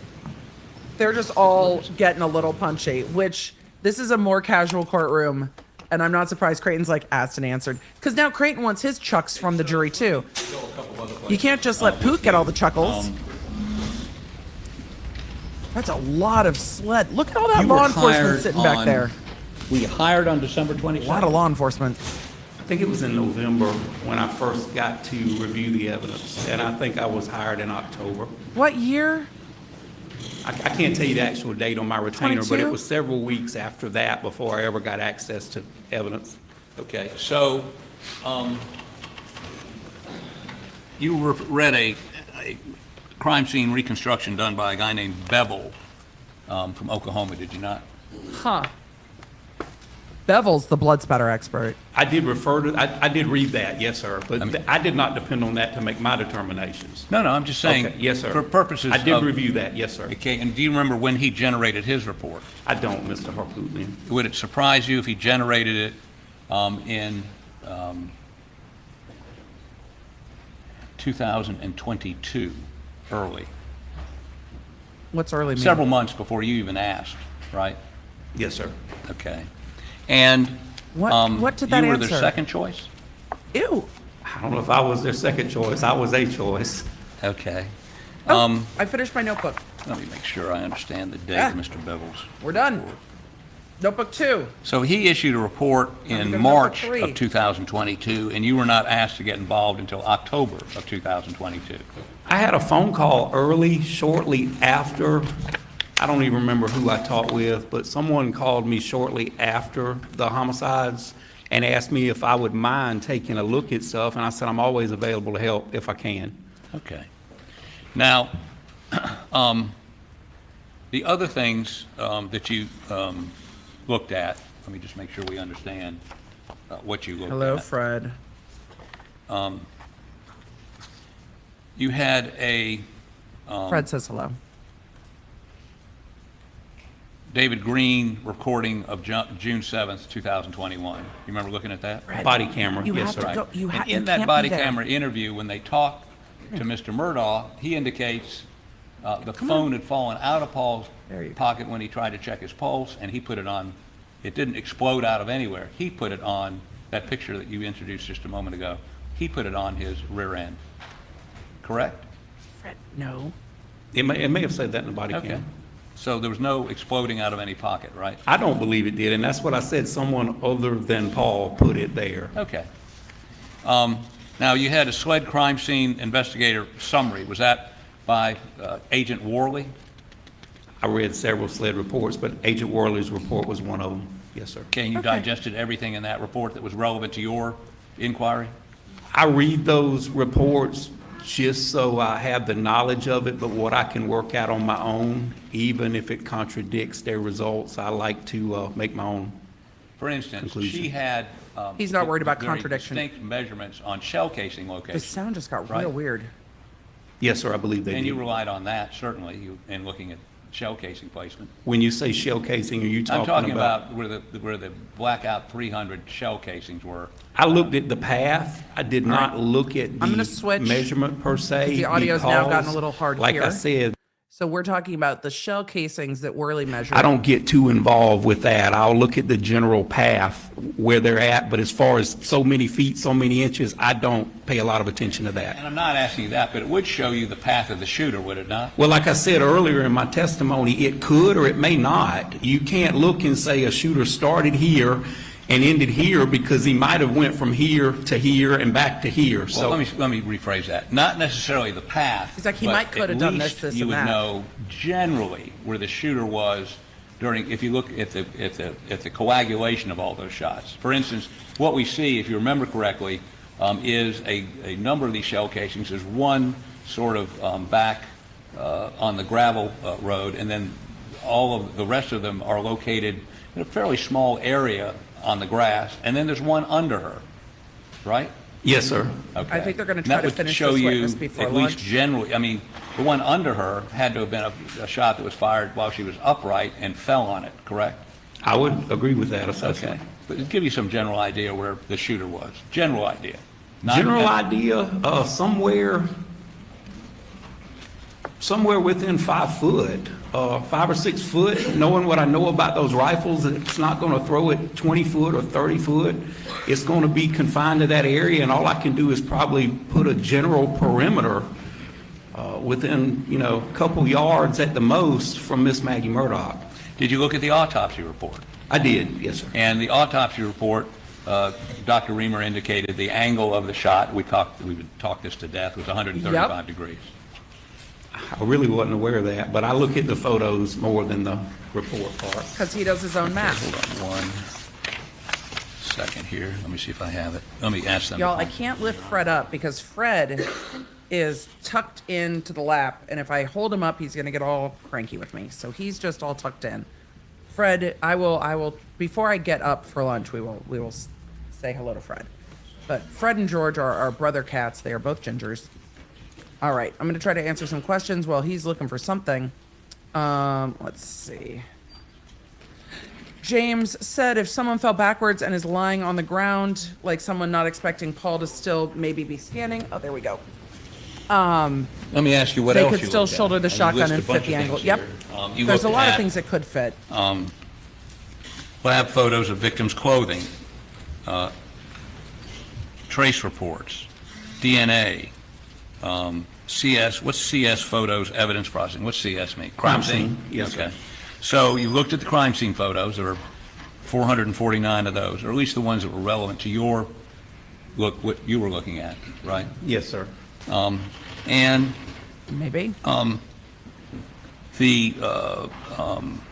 number of interviews with people, right? I had access to it. I may have looked at some of them. Yes, sir. Okay. Now, let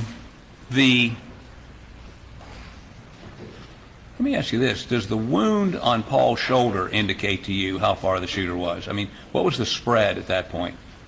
Your typical full choke on a shotgun, and it depends, once again, it depends on the choke. Right. At 3 foot, it's going to spread 1 inch.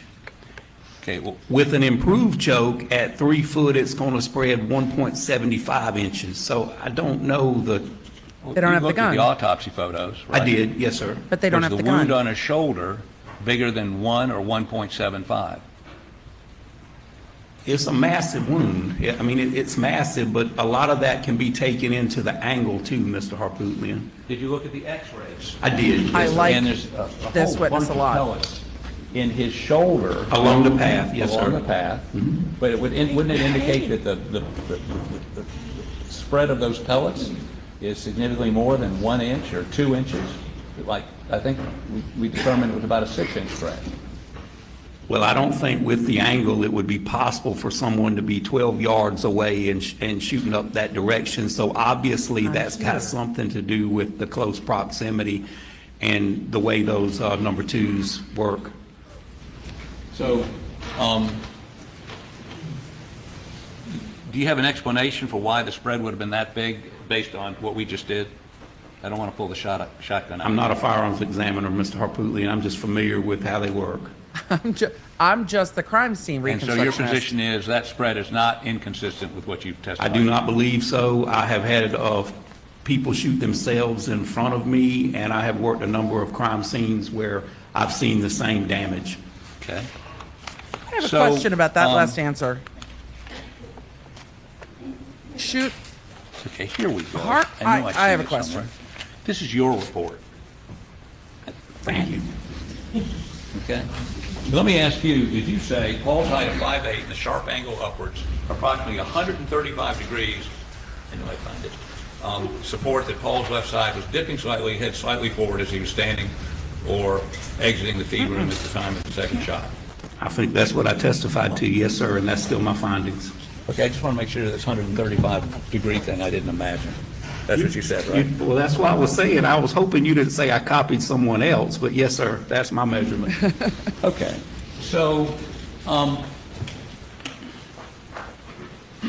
you also said the length of the shotgun would be needed to a reasonable degree of certainty, but it's unlikely the shooter was standing with a shouldered weapon at the time of the second discharge. Yeah. We've already established that, Not correct? Yes, standing sir. with the They would shoulder. have been crouched or holding it down in some awkward position. What are you getting Yes, at? sir, rather than having it up to their shoulder.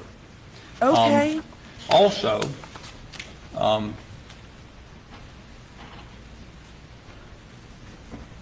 Also, let me see if I can finish this.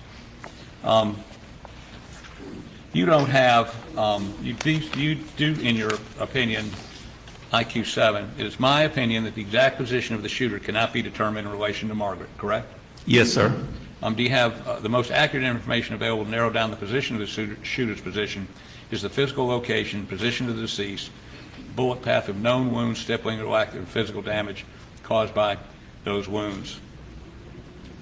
So you came across no data that would allow you to determine trajectory with any degree of certainty as to Maggie? No, because the victim and the shooter could possibly have been moving. So it's no way, to my knowledge, scientifically, to prove either one. Okay, and I guess that wasn't my question. My question was, you saw no data in the material you looked at that would allow you to do that? Other than the pathologist measuring the angle of her stomach wound and her thigh wound, and they were very similar angle, that's about all I can tell you, Mr. Harpootlian. Okay. And let me deal with, I don't know what he's getting at. a couple of issues. Let's go Sure. to the what you testified to about the impression on her leg, right?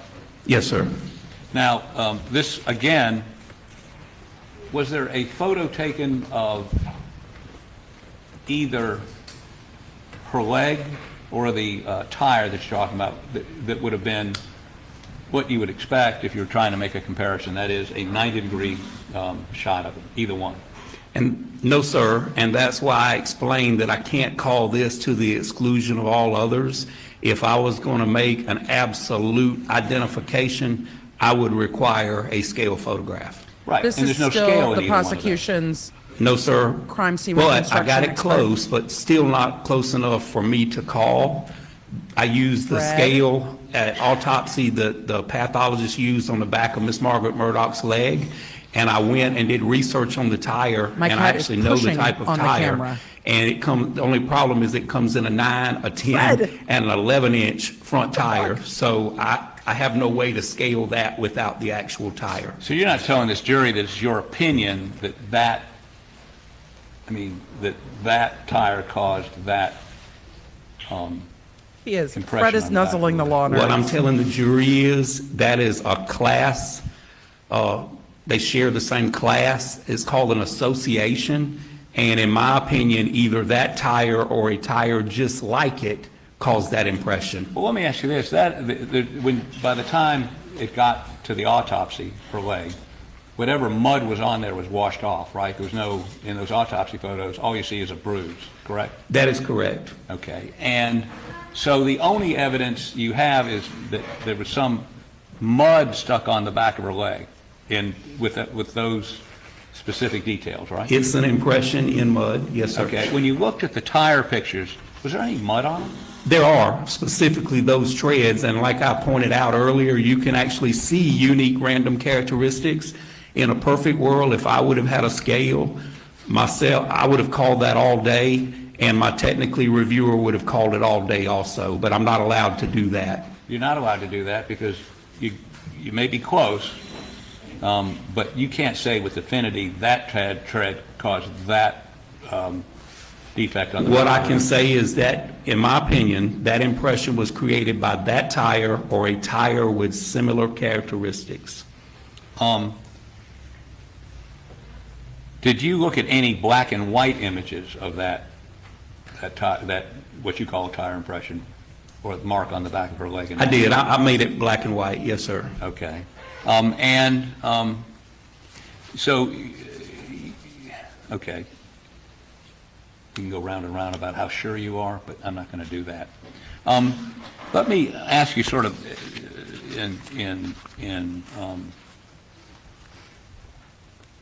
not closing, I have a couple more shots, but a couple more questions.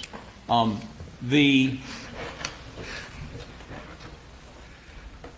strike that. Let me check one thing with my folks over here, and I'm probably done. Can I stand for a moment, please? Your Honor, thank you. Somebody stand over there.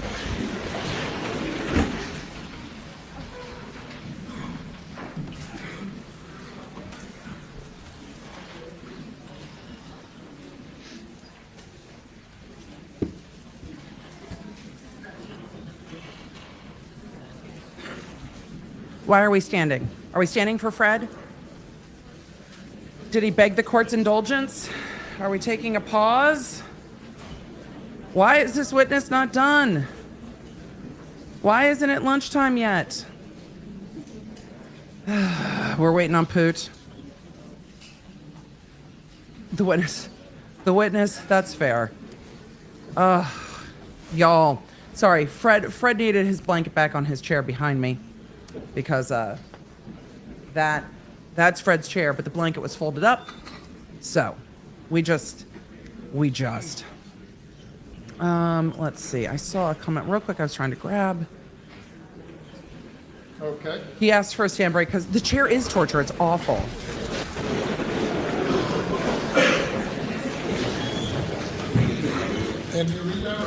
Yes, sir. Just real quick. Redirect. Couple things real quick. You were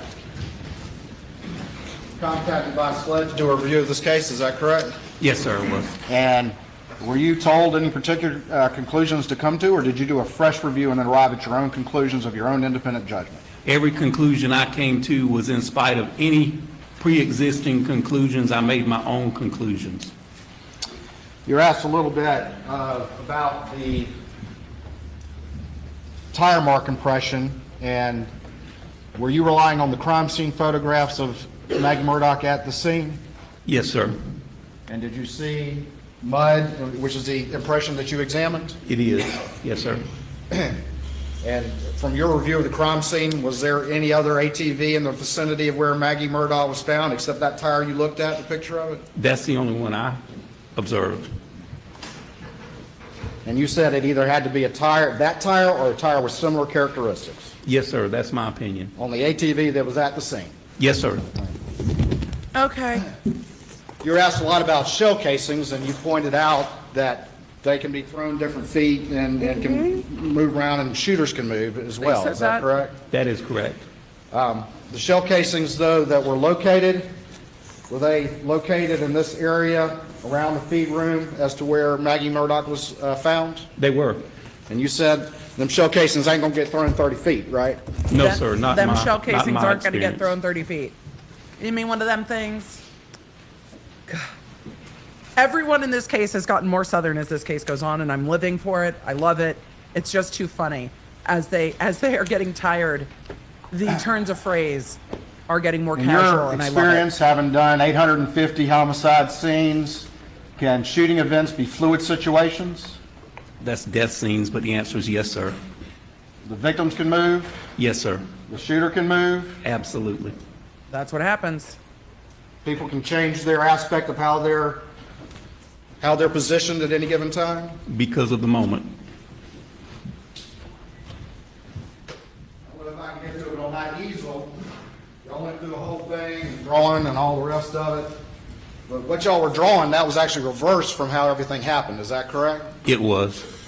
And if this were the door to the feed room going out to the outside and I was standing in it, which direction was the trajectory of the shot to Paul's head?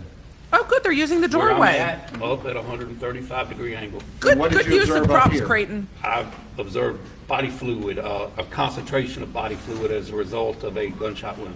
Defects in the door as well? Absolutely. And what's the defect? Good use What does of that A mean? doorway. defect is damage caused by a projectile, whether it be a pellet or a bullet. That I appreciate. That easel drawing y'all did, that was reversed from the reality of the situation, correct? Yes, sir. All right. And that easel also was slanted as well, was it not? It was.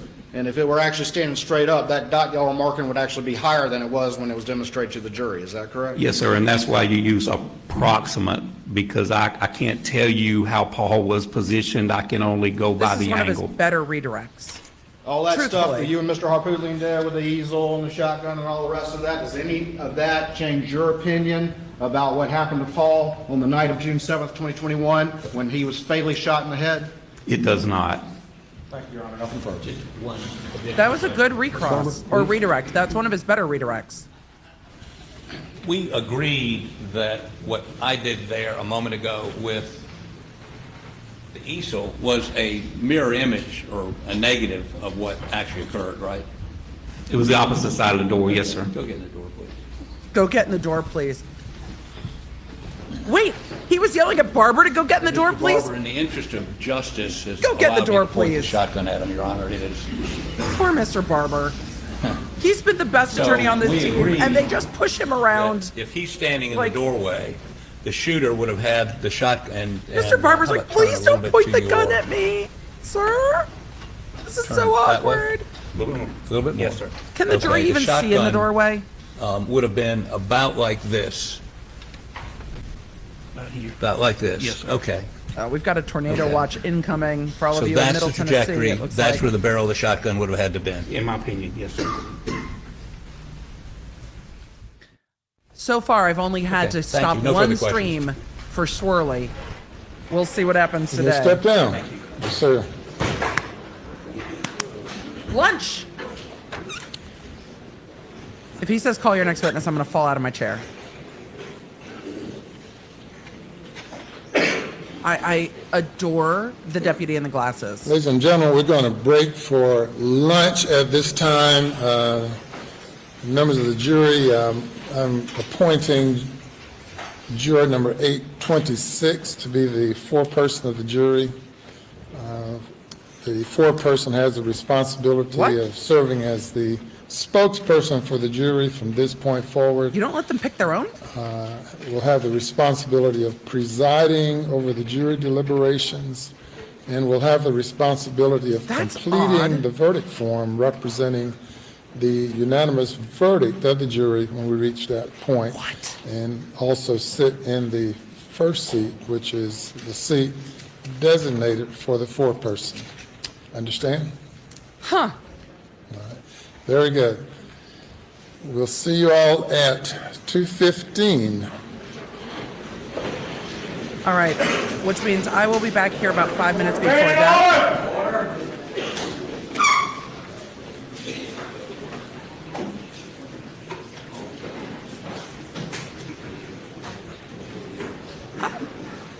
I want to see if the court says anything else. They're excusing the jury. The judge isn't off the bench yet. That's why he's calling the court to order. Just because the jury leaves doesn't mean the court is in recess. The court didn't call a recess. So the court is not in recess yet. Please don't do that. We want to, the judge often has more to say. We'll be in recess till 2:15. Until he says recess. Now they're in recess. The judge is talking to his clerk. And I can hear the bailiff still saying all rise, even though they cut the mics. That bailiff has a loud voice. All right, we are in recess. Let's try to summarize real quick. This morning, we had the crime scene reconstructionist with a lot of physical demonstrations, but not a ton of visual demonstrations to talk about where Paul was shot and focused mostly on the trajectory of how Paul was shot. We are going to see, based on the defense's questions, we are going to see an expert that is going to contradict the way that the ME and this expert said that Paul was shot. I don't know why they're going to do that. It might go to their second shooter theory. It might go to a theory that we all don't like here, to a self-harm theory. We will see. But this witness very much stood their ground, and he's like, look, I can't explain why people do what they do. This is what the math trajectory is telling me. This is what the spread pattern of the shotgun pellets are telling me. I know that's not the right word, but the shotgun pellets are telling me this is what the crime scene and the victims are telling me. And so that is very helpful. We know that this is going to be in controversy. We know that the defense has an expert for this. So we will see how that fits into their theory of the case. I don't know yet how that fits into their theory of the case, other than to perhaps say Alec Murdaugh is too tall to do that. Well, people can go from 6 foot to, I don't know, how tall are you when you're on your knees? I don't know. I've never measured that. But he could go from standing to kneeling or falling backwards with the gun up. There's a lot of explanations. And the witness kind of summarized it at the end saying, shootings are dynamic situations. It is a dynamic situation. We only know what we know with regard to the angles that we see and what the evidence is telling us in the crime scene. The pellets that have gone out the back windows, the defects in the door. And I thought that was very interesting. Poot did all of the awkward demonstrations with the gun to try to make it look as awkward as possible. Instead of going back on a knee and like, oh, the gun could have been this way. Poot's like bent over like, you mean like this?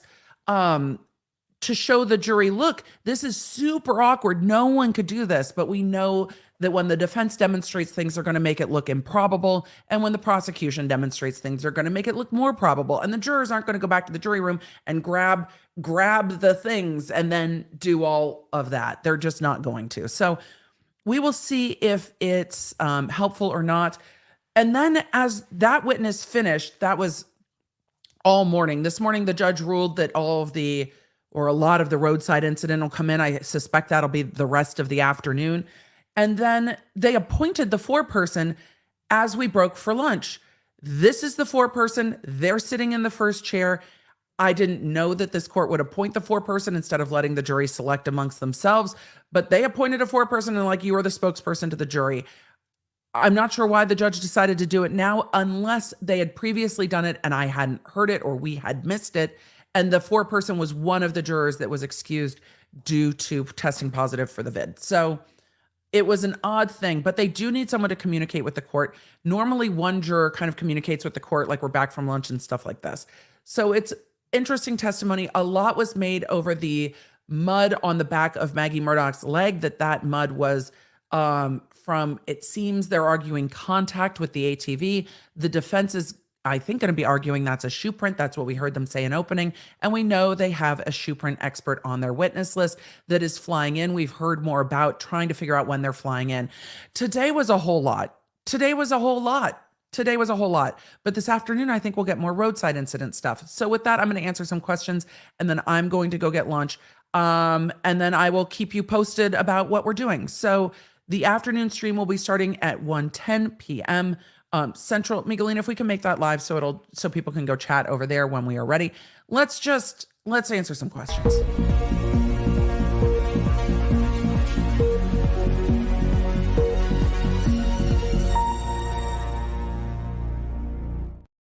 And for all of you that hear me talking to Miguelina's our producer here and helps our mod squad out as making all the decisions as I'm on stream. Could not do this without her. So the days are long for me and the days are long for Miguelina and the mods as well. So that is when we're talking to Miguelina, she's like, I've already got it done. Of course you do, because you are a fucking phenomenal producer. All right, let us continue with some questions and we'll go from there. It sounded like Poot said his Bellini, or not Bellini. Yes, Bellini. I don't know. I'm now thinking of alcohol. I've lost the plot with talking about guns. Benelli. Sorry. I apologize. It's been a long trial. They said, let's assume it's a Benelli. They did. I don't know if they said, let's assume it's his Benelli or their Benelli, but let's assume it's a Benelli is what he said. So with that, I didn't mean Bellini. I meant Benelli. I don't know. I need this trial. I was not mentally prepared for the length of this trial, and it feels much longer than the almost 4 weeks that it has been. It feels much, much longer than that. The Depp Heard trial didn't wear as much as this did for me. I didn't find it to be as tedious to listen to because I felt like we understood the theory of both cases. I knew from opening what the defense was trying to prove, what the plaintiff was trying to prove. I knew the stories we would hear. I understood the stories that we would hear. But in this case, it still feels fluid.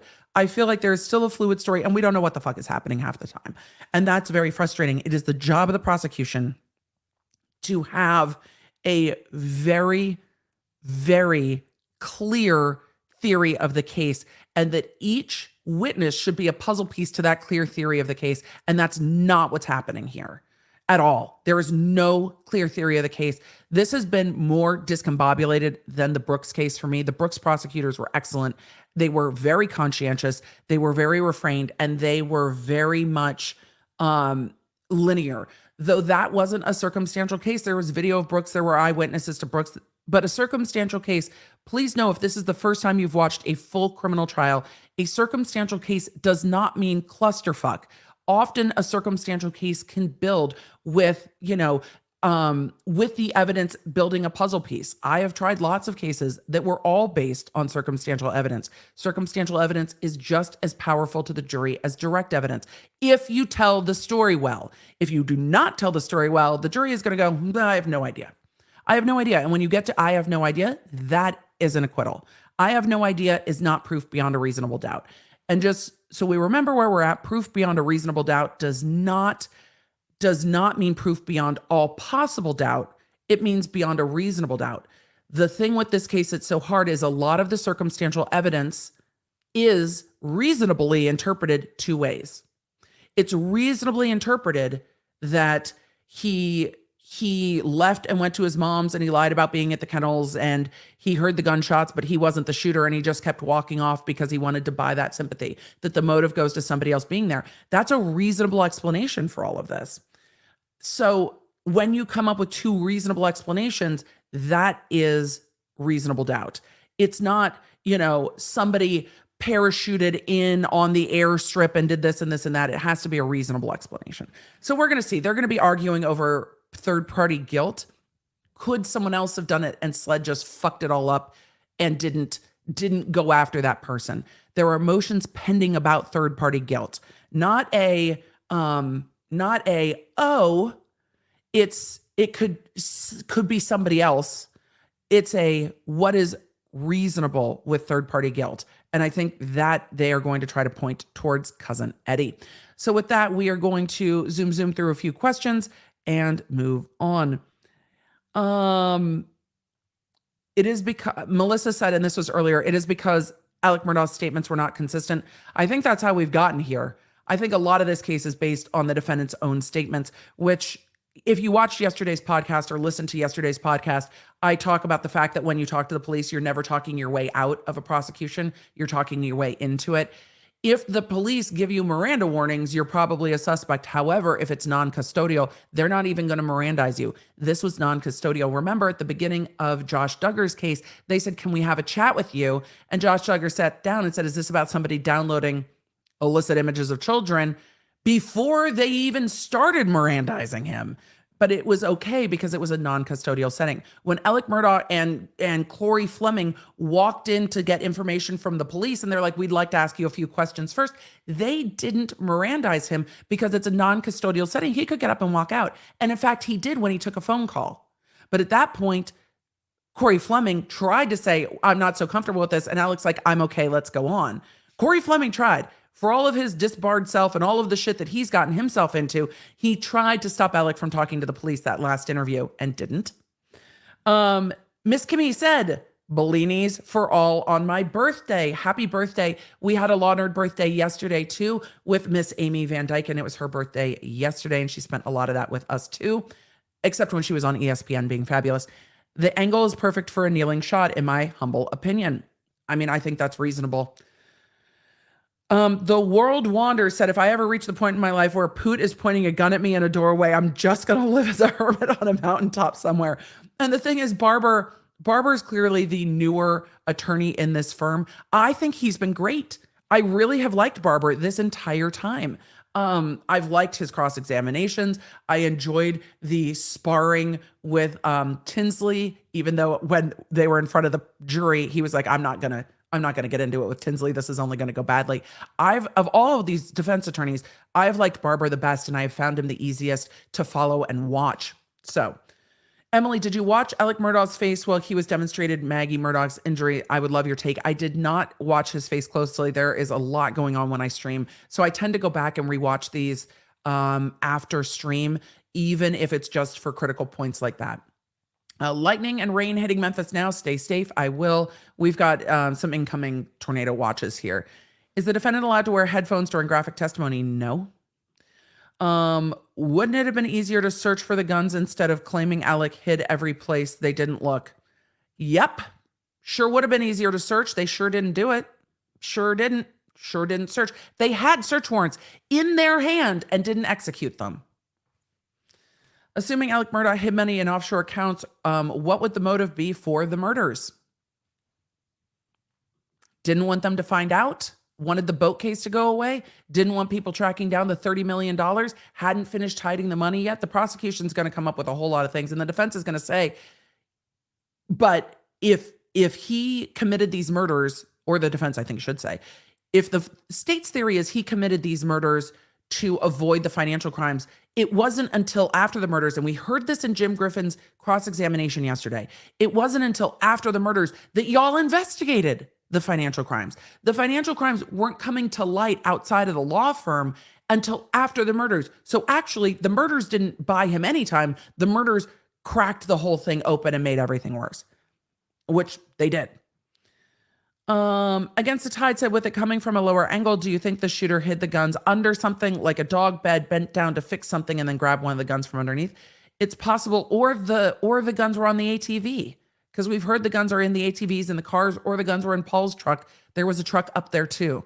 I would have to go back to the crime scene testimony, like 3.5 weeks ago, because they did talk about all the cars up at the crime scene. It just didn't make any sense. We didn't have any crime scene photos, and it's hard for me to remember exactly what cars. I would have to go back. Is it common for the accused to not give testimony in a case like this? Yes. If so, why? They don't have to. They have the right to remain silent, and they should exercise it. And do you see AM giving testimony at any point in this trial? He's had multiple interviews come in. I don't think he needs to say anything else. But with the roadside coming in, he might feel the need to explain, and his attorneys might not be able to stop him, even if they advise against it. The defendant can choose to take the stand against the advice of his attorneys. I think it's a terrible thing to do. I think it's a bad idea. I have not seen a defendant testifying where the defendant's testimony caused him to be acquitted. I am sure it has happened in cases. I am sure it has happened. I should actually preface that with asterisks in non-self-defense cases. In self-defense cases, the defendant often has to testify. But in a case like this, I don't think there is anything that is going to help Alec to try to talk his way out of it. So in a non-self-defense situation, the defendant testifying just doesn't make sense. He's had multiple interviews come in. It doesn't mean he's not going to want to, though. It doesn't mean he's not going to want to. So, and everyone in the chat, in a non-self-defense, in self-defense cases, they're different. So in a scenario like this, where someone is being charged with murder and there is no self-defense that needs to be proven, the defendant doesn't have to prove anything. They can't comment on the fact that he didn't testify, and there's no benefit to him at all that I see. But again, the defendant knows this case better than any of us, and so do the defense attorneys. So if he chooses to testify, I'm here to watch it. I'll be fascinated to see what he says. But I don't think it helps. Numbers don't lie, says Sarah. Dead Bishop said, I wish they would start with, this is the fact we are going to prove, state the fact, and then show how they got there. I wish they would too. I wish they would too. Did you come to an opinion about what was on the back of Maggie Murdaugh's leg? Yes. What is your opinion? This. How did you come to that opinion? And I don't think in this case the defense would object to it because the witness is there to lay the foundation for that opinion. It just gives context to the jury to do the opinion first and then how you got to the opinion. It's not improper to do it that way. Is the jury sequestered? No. Also, the banter is the good old boy thing for sure. Yep. Your commentary is so good. You keep cracking me up at my desk. And it's part of my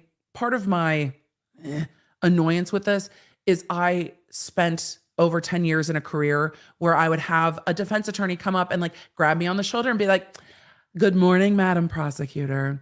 I used to be a prosecutor. Can we talk about this case? I was here. I worked with so-and-so. Do you know so-and-so? I worked with so-and-so. Oh, and I worked for so-and-so. Isn't your boss so-and-so? I worked with them too. Oh, I was in the same training class as such and such. And every single time I was like, great. Thanks. I'm thrilled for you in your 3 years at this job that I've been working at forever. Tell me more. And please stop fucking touching me at work. And that is a personal thing for me that just, defense attorneys do it all the time when they had worked at the prosecutor's office. And so when you see Dick getting into that, you used to be one of my witnesses. I used to be a solicitor. It's same vibe. It's just same vibe. It's just same vibe. And defense attorneys that work in high profile cases definitely tend to do the schmooze thing. I was never part of that club. I'm not a legacy attorney. My parents aren't attorneys. I'm not part of the club. And I was never part of the club. And I don't want to play by the rules of the club. I'm out. I just want to do this. I hated it. So some of that is personal, and some of why, from my experience, and some of why Dick rubs me the wrong way and his style rubs me the wrong way is because of my life experiences. It might not rub you the wrong way. It might not rub the jury the wrong way. He's been very effective. And I think some of his cross-examinations have been very effective. And I think the chummy chum thing has everybody kind of giggling, and that's been effective. But I don't know if it's uncomfortable giggling or polite chuckling or what. So we'll see. Lawn Lumber says, yay for first generation lawyers. I mean, yay. And it's different. There's a club when people their dad was a lawyer, their mom was a lawyer, their cousins are all lawyers. There's a different vibe when they all know each other. Law is hard to break into because so much, depending on how you work, so much of it's relationship based, and so much of where you get hired and who you know and how you move through the career is who your contacts are. So coming in as a first generation attorney puts a lot of barriers up to that. So and then there are other barriers that pile up on top of that. But who you know goes a very, very long way in law, as it does in so many other professions. But when your daddy knows everybody, then it's different. When your mom worked with everybody and is a judge, it's different. So, and that's not just unique to law. There are other careers where being a legacy helps. That's not to discredit my aunt and uncle. My aunt and uncle are attorneys, but they are not attorneys in my jurisdiction or even in my state. They are attorneys in Virginia on the other side of the fucking country from where I was. So it wasn't like, oh, do you know my uncle? Nope. No help at all. So it's different. But that's part of why it's off-putting to me. And I try to make clear why I find his style off-putting, even when I find him to be effective. I served on 3 criminal trial juries in DC. The jury box is a fortress with a large distance, a moat to the lawyers' tables. If anyone tried to come near the jury box, they would get tackled by the bailiff or the marshals. And Karen, that's the way it should be. That's the way people did not brush up against the sanctity of the jury box. Even when I would do closing arguments in front of the jury, there was still a pretty good gap, but our courtrooms in LA were bigger. This courtroom is quite small. But I would leave a gap. I didn't want to be all up in people's spaces. I wasn't banging on the bar of the jury box. It feels too invasive and off-putting. And a lot of these jurors are women. And I think there is an awareness and sensitivity that women have to people invading their space because it happens so commonly and so often. It's just different. And all of these attorneys have done it, not just the defense. The prosecution has invaded the jury space too, all of it. So with that, y'all, law nerds, we will be back in a little less than an hour from now. I'm going to go eat some of the delicious food that I had for Dr. B. I will bring the snacks for afterwards. I will post them up on Insta if you follow me over on Instagram. I'm going to go eat with my hubs. I will talk to you soon. I will be back at about 1:10 Central Standard Time. Y'all pray that the weather does not fuck with the internet. I'm not worried about a tornado watch. I think if we have any more severe weather, it'll be later today. I'm not worried about that. I just want the internet to hold because I want to see the rest of today because I think we're going to get into the roadside incident. Maybe, I don't know. Maybe there will be a timeline at some point. Who knows? All right. I will see you after lunch. You can find all the Law Nerd goodies at lawnerdshop.com. Connect with me on social media at The Emily D. Baker. And don't forget to check out my podcasts, The Emily Show, and the new podcast, Quick Bits, summarizing everything I talk about on my Tuesday and Thursday live streams. You know, when you only have time for just the quick bits.